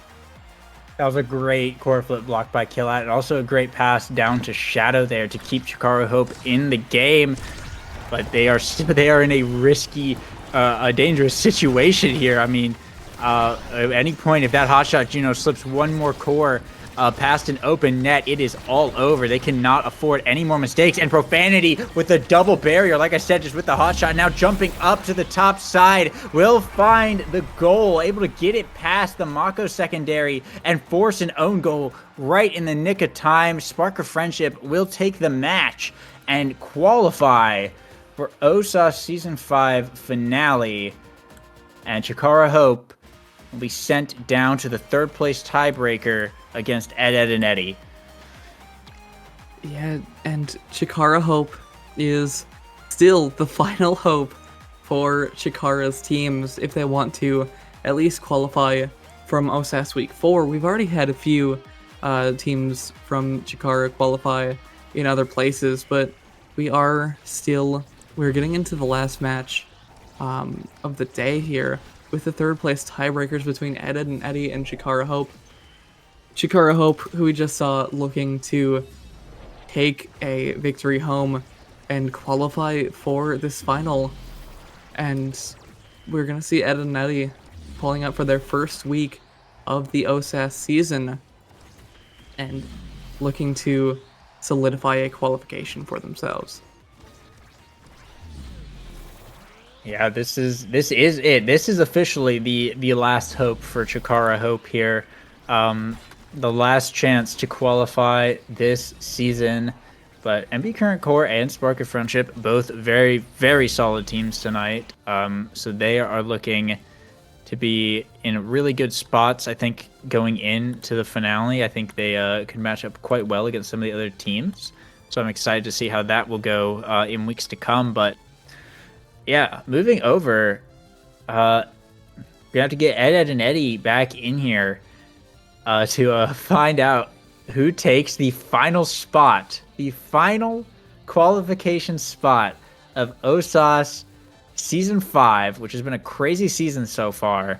Some really, really good teams have made it through. And so this final coveted spot is going to define that roster of teams and kind of just, cement who deserves to be there, who deserves to fight against Wizard City Warriors and Chikara Clinkers and Restel and those other big teams that have made it through. Guest star, kind of an upset team that looked really solid. I'm curious to see if it will be the up-and-coming Ed and Eddie or the final shot for Chikara Hope, both sitting at 5-1. Unfortunately,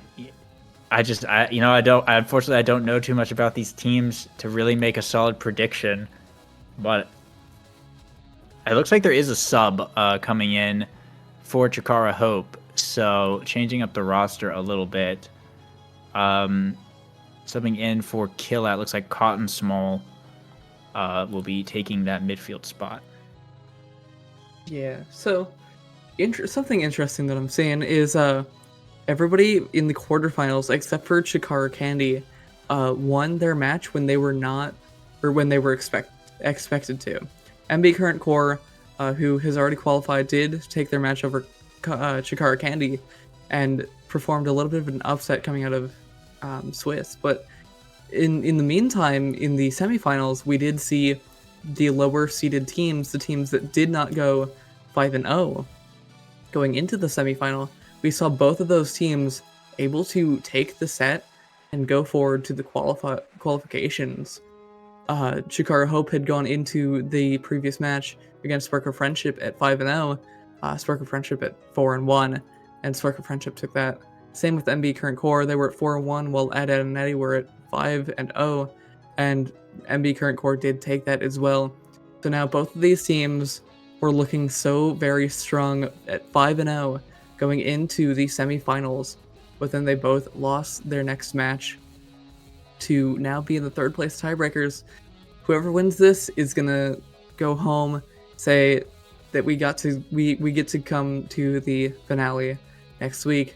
Whoever loses is gonna go home, probably a little sad, as they will lose their last chance to qualify for this season. Gonna have to come back next season, potentially look at changing that stuff up a little bit.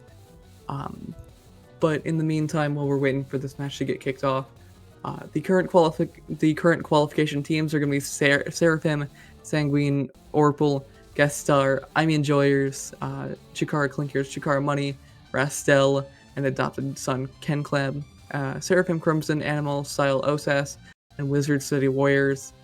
And then the two teams that have qualified so far today are Sparkle Friendship and MB Current Core. We're getting ready to get into the final match that will figure out the 12th and final qualification team for the finale.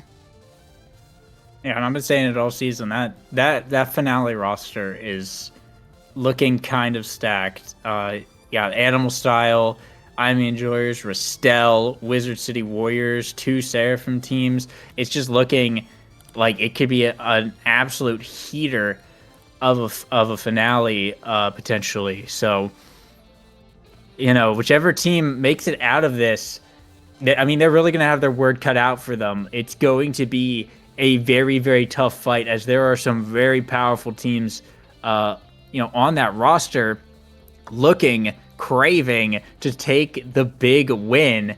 And it's going to be very competitive. And it's going to be a very different landscape from what we're seeing, especially in these final, couple of weeks, where a lot of the higher teams have kind of already made it through. So not to say that, any of these teams are bad. They're certainly not. But, once you get to a certain point, these are kind of the teams that you would expect to be lower seeded.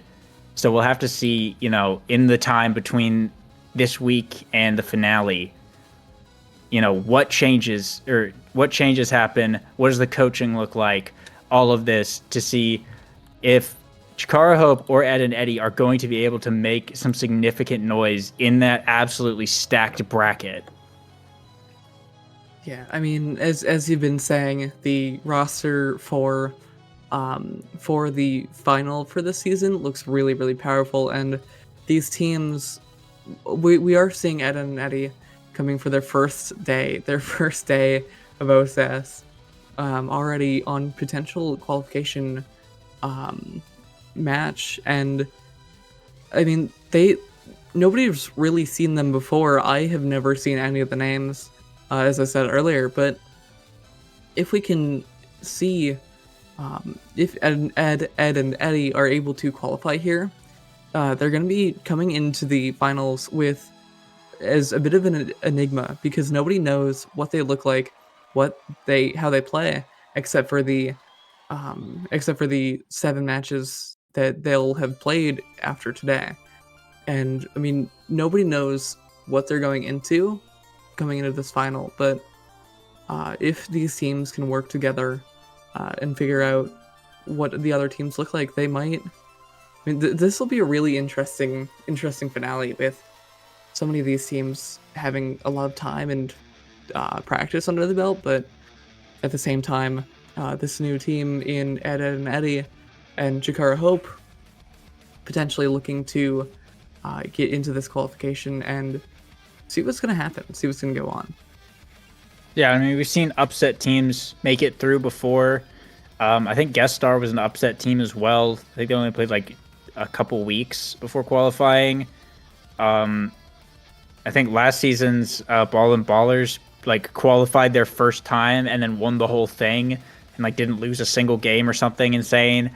So like we definitely see, you know, upset teams come in, totally unknown factors, and just end up, you know, starting a wildfire really. But it looks like the map choice is actually Oni Village, which is very interesting. That's not something we see too often. It is not a super favored map in this series, it seems. It's usually like Night Market, Atlas Labs, sometimes Tycho, but seeing Oni Village game is a bit out of the ordinary, but I'm very interested to see how it goes. It can be a very punishing map. If you mess up, singular mistakes can often result in a lot of bad things happening because of how fast the core can move and how open the map is. You know, positioning is very, very important on this one, and KOs are not really as much of a factor as on some other maps. Yeah, and when you're playing on Oni Village, a lot of the time you're going to be kind of sticking in for the long run, because Oni Village, if you have a good defender, if you if you potentially have a second defender as well, you're going to find that the matches and the barriers aren't going to really go down, aren't going to finish too quickly. And so we might be strapping in for the long haul, getting ready for these more defensive kind of team comps, like a Dubu or a Mako, or even a Kai, really. And we might be preparing for a bit of a slower paced match. As we are going to load in, we do see the regular hovers, but we are going to get ready for bans right now. And it is a recovery drone timeless creator start, so that will be a size start for Striker Rasmus, and an IME ban coming out from Ed and Eddie here. And a Rasmus ban from Chikara Hope, so never mind. Striker Rasmus has been banned from the game. We will not see that. It will be a Drakkar pick. Looks like instead is Sean Brook going to be back on that Asher goalie here. YZZE looking like they're going to pick up the Centauro. Comes the Estelle from Chikara Hope. And Estelle is, in my opinion, absolutely disgusting on this map. Estelle is ridiculously good on Oni Village, I think, especially someone who really, really knows how to play Estelle. But a Mako goalie to back it up, it seems, and a Vice on this midfield. So double midfield comp coming out there from Chikara Hope as we're about to get into it. Yeah, I mean, we've seen this a few times before today. We're going to see a lot more of like a midfield-oriented game from one of the teams. And in this case, it's going to be Chikara Hope on that double midfielder. Everybody, recovery drone across the board. No timeless creator here for anybody. But we are going to see just the kind of team comps you're going to expect. or at least the kind of goalies you're going to expect between the Asher and the Mako that are both pretty defensive, going to be able to hold it down for a while. Yeah, and with an open goal here, one barrier will fall down from Ed and Eddie, but that is just the auxiliary barrier, the rental barrier, if you will. Most goalies, especially melee goalies, like to just defend one, usually the bottom one on this map, and Sean Brooks so far holding it down quite well. Still at level 1 here, but that is fine in this first round. Just gonna let the forwards kind of handle the core, do a lot of the work, save those cooldowns. You know, and now getting it back up to Striker Rasmus here as they're looking to make this push. They've held great core control so far and done significant damage to Cotton Small here as well. But a nice little shot there from YCZE is going to get past Alfrex as Ed and Eddie put themselves on the board. And this could be a much better chance to see what they can really do, as they're not having to deal with getting killed every 10 seconds like they were in that last game. So, I mean, they were able to control the core very well there. So I'm curious to see if they're able to keep this up. Yeah, and I think these the Drakkar and Zentaro forwards are gonna have a little bit different of a kind of way that they're gonna play, because they have the kind of damage where even on a map such as Oni Village, you're gonna still see a lot of damage coming out, and a lot of and your midfielders on the side of Chikara Hope are gonna have to kind of slow down, make sure that they're not taken out. And already up to a set point. Ed and Eddie is off to a really great start here. Striker Rasmus is going to have some energy up here as well to try and finish it out. Shadow will bring down the auxiliary barrier. Sean Brook able to just clear it out pretty easily with that primary there, but it could be a push going here for Chikara Hope. The core is going to get back to Cotton Small, trying to get over to Shadow. Core flip coming out from Striker Rasmus, sending it right down the speed lane to get blocked by Alfrex, but Sean Brook will still hold the barrier down and does have a core flip up as well to keep that defensive presence just constantly available. Chikara Hope is going to look to push from this top side, but the pass splitter is going to shut that down pretty early on here. Striker Rasmus now once again trying to control this midfield, get it back down to YZZE as Ed and Eddie look to make their push, and it will be successful. They'll bring down the barrier here. A core flip from Sean Brook is going to get blocked by Cotton Small, and Shadow able to capitalize and bring down the barrier for it. Alfrex does have a core flip up here as well as Shadow teleporting in, and a primary from Cotton Small on the cross clear there to sink it right in. Yeah, you have to be very careful against Estelle with an open goal, especially like that, because things like that will happen all the time. So Chikara Hope will bring themselves onto the board. Yeah, and I mean, Chikara Hope was looking a bit scared in the first 2 points of the set, but they were able to just pull it together as two midfielders, and using that size and speed allotted from the secondary of Mako, we're gonna see a lot more of this pressure getting going.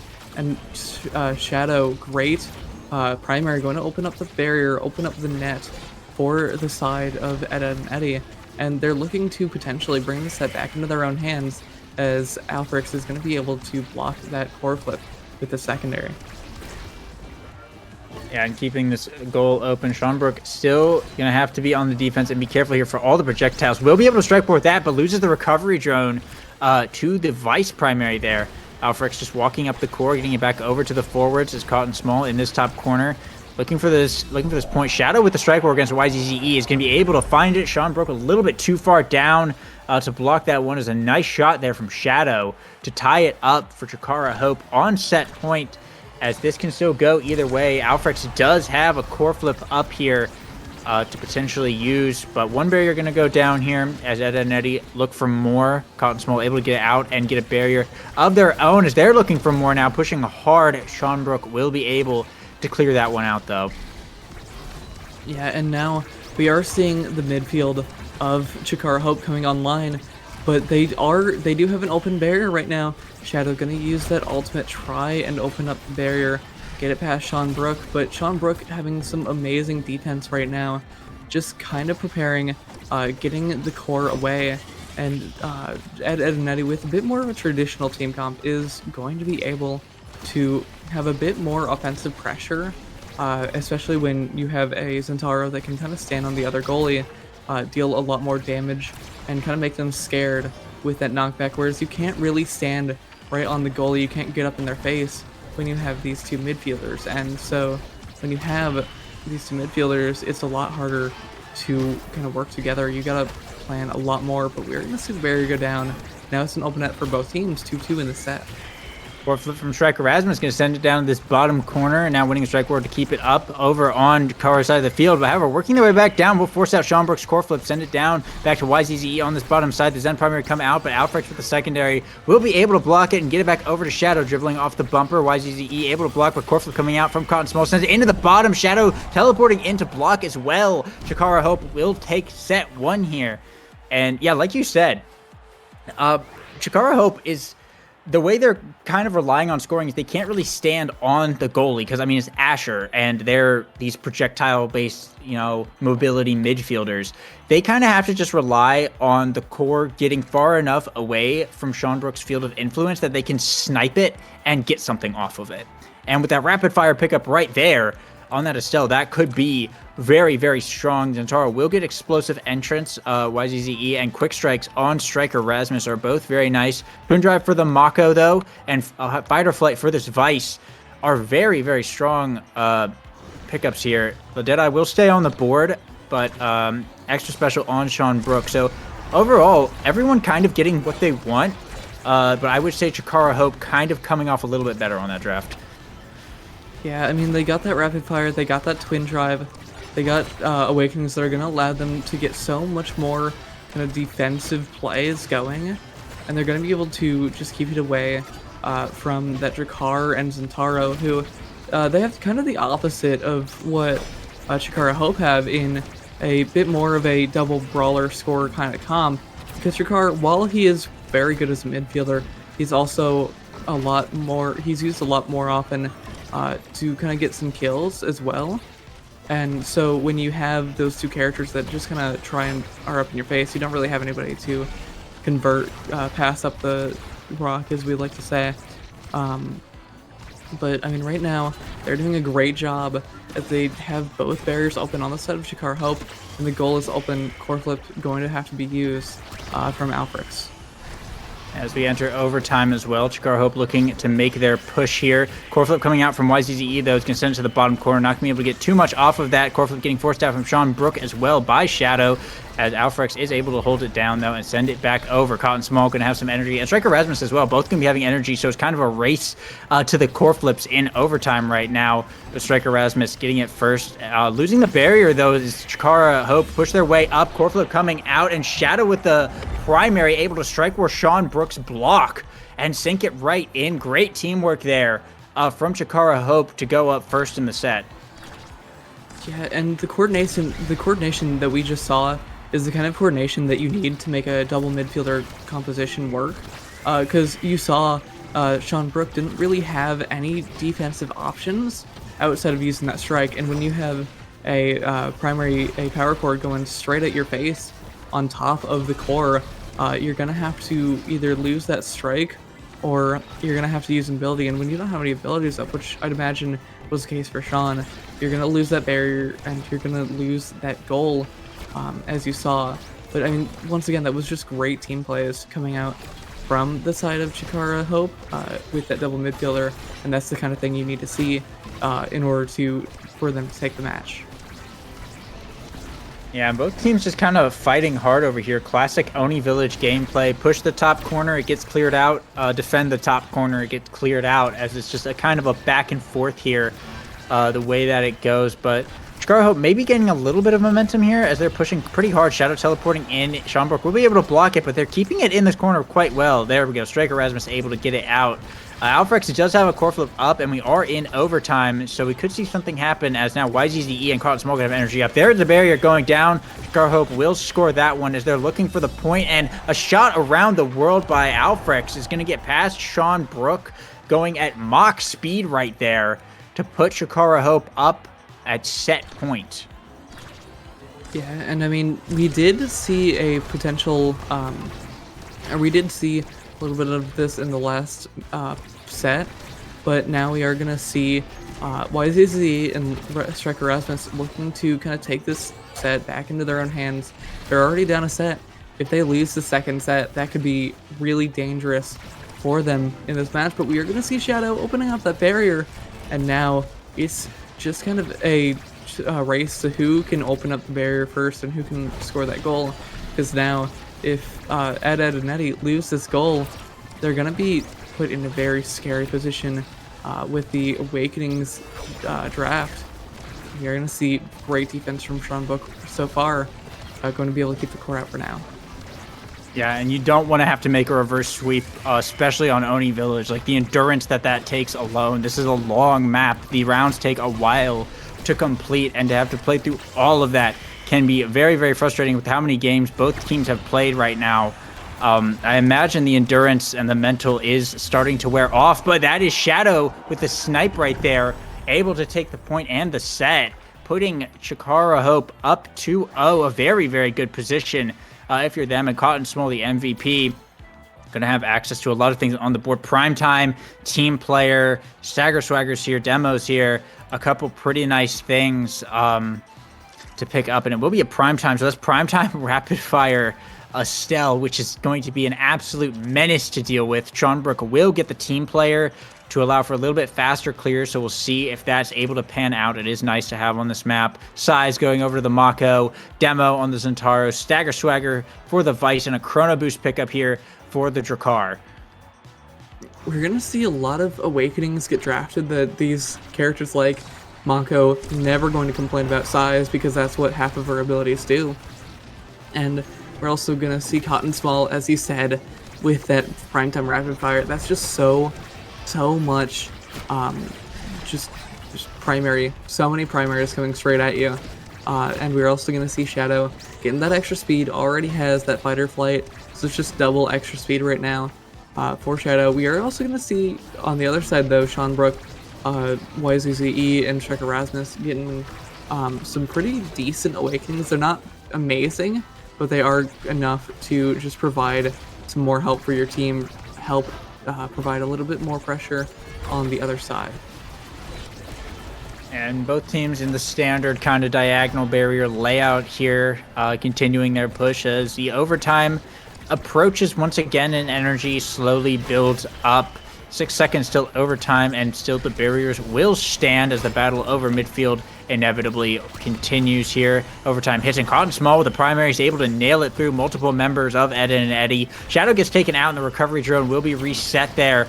Sean Brook desperately trying to defend this top corner. Will manage to get it out with the team player clear, though, and has a core flip up as well, so getting off quite well there. YZE repositioning across the entire field with that explosive entrance is very nice. Core flip coming out from Sean Brook to save it from that corner, but Cotton Small and Alfrix looking to get this back around, and a stun from Shadow off the Vice secondary will stop Sean Brook in their tracks, and the point will go over to Chikara Hope.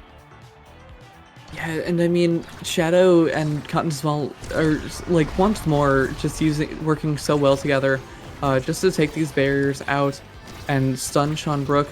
And while they are getting dealt a lot of damage, they are also ready for this damage, and they're using a lot of these abilities in order to keep the damage and kind of pressure going on YZZE right now, as well as just deal so much of this offensive pressure with these two midfielders, and they're able to pass, they're able to get around each other. Shadow now has the core, and all great saves from the side of Ed and Eddie, but they're not out of the tunnel yet, as we're gonna see some defense still coming out.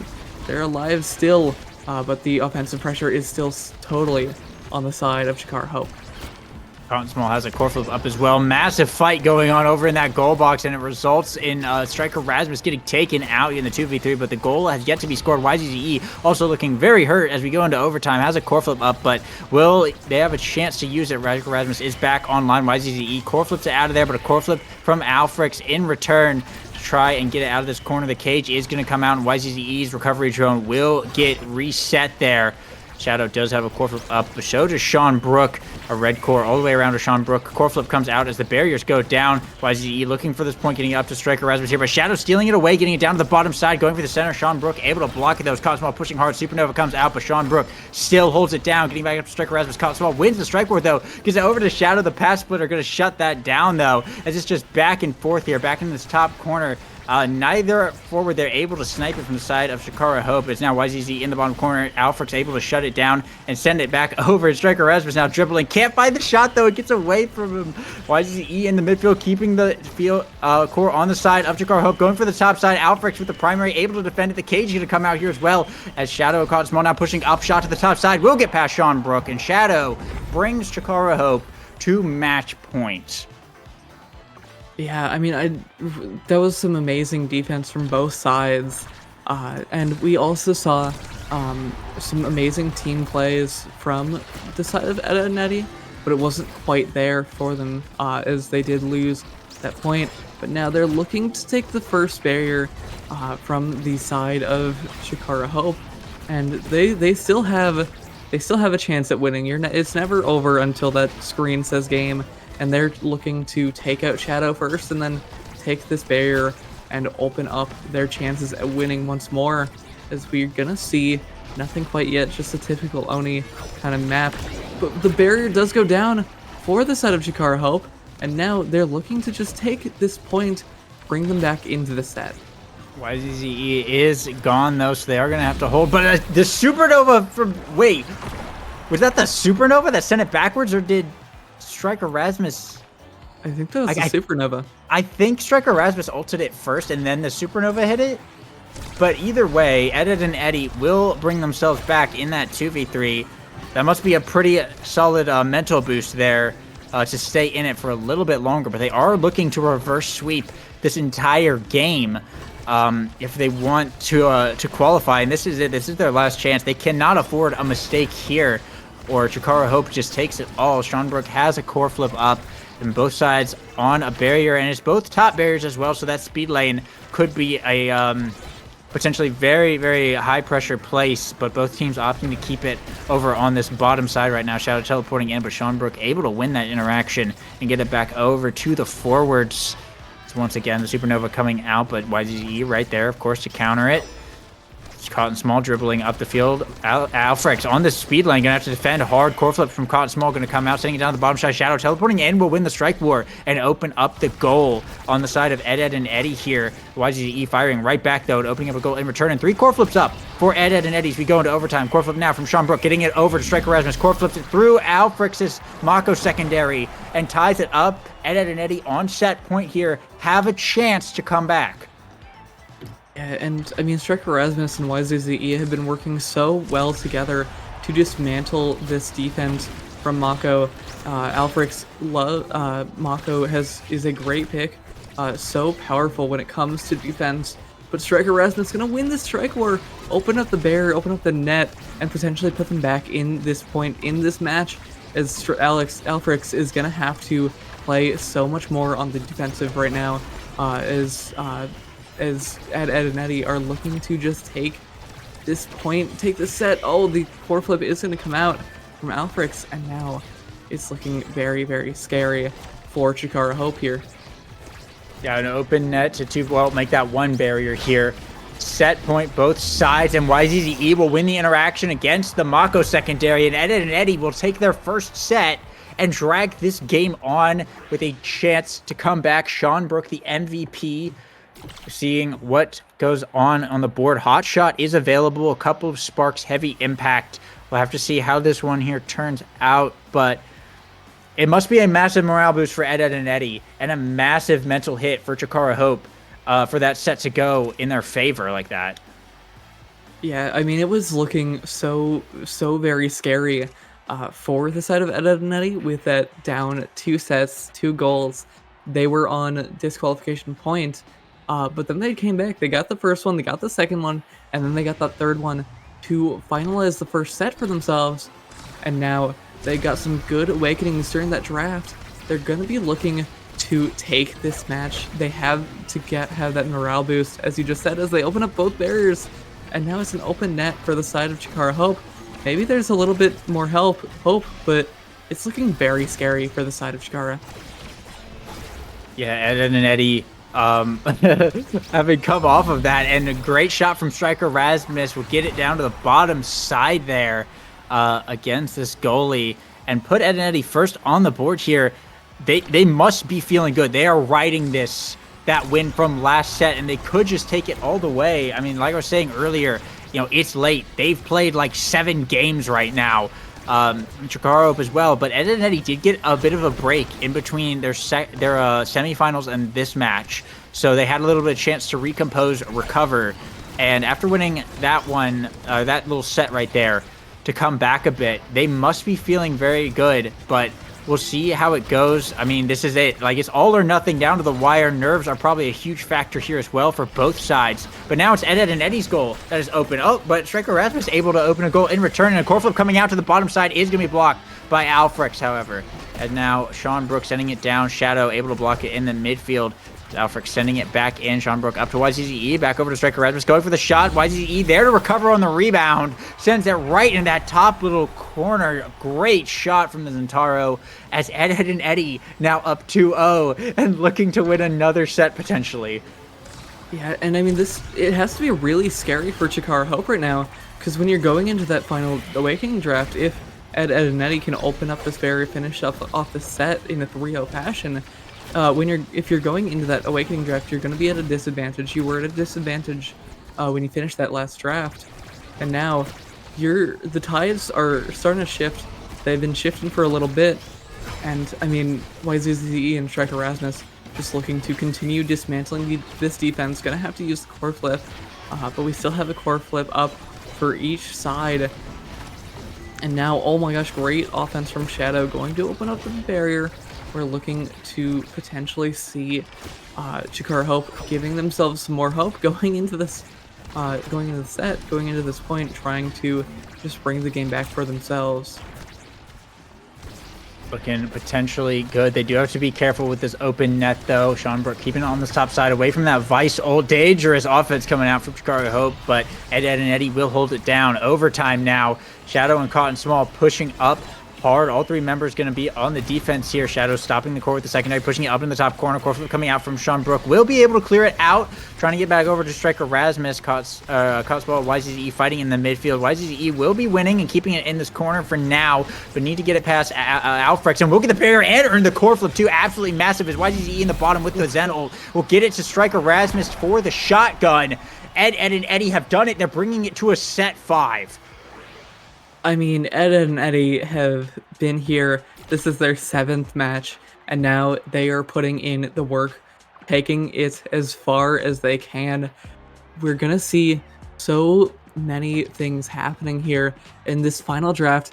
We're gonna see YZZE pick up Unstoppable, but more importantly, we're gonna be seeing Striker Rasmus pick up the aerials. Such an amazing awakening for Drakkar here, and this draft might mean everything, but Ed and Eddie locking it in, getting ready to potentially take their qualification. It's even in sets. We're on the last set, 5 points maximum left in the game. This means everything for both of these teams right here in order to qualify.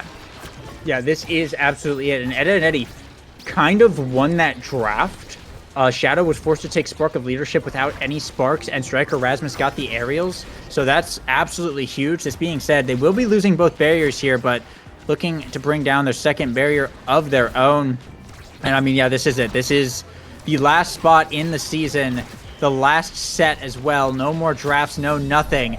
And starting it off, it is Chikara Hope, who will find a KO onto Sean Brook, reset the recovery drone, and get the first point to start us off. Yeah, and I mean, Chikara Hope still looking very strong. They were able to once more dismantle that defense from Sean Brook from the side of Ed and Eddie. But now we are going to see the first barrier go down for the side of Chikara Hope, same for the side of Ed and Eddie. And now Striker Rasmus, YZZE, looking to just mount this offensive pressure that they've been mounting for the past 2 sets. Just get something going once more and stop Chikara Hope from looking powerful in the set. Oh, Shadow going to open up that barrier, and now Sean Brook looking a little intense in this defense blind. Yeah, open goal for Ed and Eddie. Seanbrook does have a core flip up, but still these projectiles from the side of Chikara Hope have proved to be lethal when it comes to sniping in stray cores and cross clears here. Shadow going for the supernova in the midfield. Look how far that cage goes with the missile prop on the Mako. That could even in itself be very, very dangerous. Core flip from Seanbrook, though, to get it back over to Striker Rasmus as we go into overtime. Dribbling pretty hard there. Can't quite find the shot, though, as now Shadow bringing out the Vice secondary. Isn't going to be able to land the core, unfortunately, but looking to fight the strike war and will actually win it against Seanbrook. Chikara Hope now 2-0 on match point. This could be it. Ed and Eddie really have to reverse sweep now. Yeah, I mean, they were looking so powerful for those 2 sets, but now Chikara Hope locking it in as well, getting ready to finish this match, finish what they started in the first 2 sets. And now, I mean, they're looking at one open barrier, though. Is Ed and Eddie gonna try looking to mount some kind of a defense to put themselves back in this final point, the guaranteed final set of this qualification. All YZZ, great offense, trying to get something going, but we are gonna see great defense from Alfrix. Gonna keep it up for now. And Alfrix has a core flip up as well in case things get dicey, but it is an open goal to 2 barriers here in the favor of Ed and Eddie. Core flip will come out from Alfrix, so that's pretty big. Striker Raz was trying to get it back over to YZZE here. Dribbling and going for the shot in the middle, but it will get blocked by Alfrix once again. However, running out of cooldowns potentially, but Alfrix does have a lot of primaries to use. Or I'm sorry, that's Cotton Small has a lot of primaries to use, and they do manage to bring back the barriers and open them up. But that being said, YZZE with the long dash to reposition that explosive entrance coming in huge there and able to just win the strike wars. Ed and Eddie will fire back and continue this game, 1-2 now. I mean, this can go one of 2 ways. It's gonna be Ed and Eddie pulling this back once more to take this match into their own hands. We're gonna see YZZ open up that first barrier, and now we're gonna see Striker Rasmus YZZE trying to open up the second barrier. Oh, Shadow gets the primary, able to open up, and now once more Ed and Eddie are gonna be on that defense, trying to just keep the core out, and great snipe from Shadow. Barely able to strike where Seanbrook with that. Chikara Hope will take it after a grueling 5 sets of Oni Village at 1 in the morning. Chikara Hope will be the last hope for Chikara, and they will qualify. Ed and Eddie not quite able to pull off the reverse sweep. And so that is that. Taking a look at the stats, I mean, oh my goodness, the redirects. Almost everyone breaking 200, except for Seanbrook and Shadow, who were very close. 273 on Cotton Small, 282 on YZZE, and 129 shots as well. Oh, geez, what a long game, and that had to be the last one, of course. I mean, both teams played to their maximum. They both performed so very well. We saw Cotton Small and Shadow working together so well to just dismantle the defense of Seanbrook in the very first 2 sets. And then they were up 2-0 in the final set, or what was thought to be the final set, until YZZE and Striker Rasmus were able to open something up and just bring the match into their hands, get the next 2 sets, and then it all just got so very close. But in the end, Chikara Hope was the team to take home that victory. Yeah, and with that is the end of our qualification week. Spark of Friendship, MB Current Core, and Chikara Hope earning those last 3 coveted qualification spots for the Series 5 finale. So GG's to them, and GG's to all the other teams that played tonight. They all did very well, and I hope to see a lot of them next season as well. But join us for the finale, which I think is in 2 weeks from now, if I'm not mistaken. But yeah, that will happen when it happens. But yeah, great roster coming up for that. So that's all for tonight. You have anything else to say, Potato Player? I don't believe so, other than I believe the OSAS finale is going to be next week, April 4th, 2024. And I'm looking forward to it. So 12 amazing teams. I think we're going to get going. It looks so very, very good. Yeah, I'm very excited for that. So yeah, join us next week for that. But that's all for now. So thank you all for watching. Thank you all for playing. And we'll see you. Bye.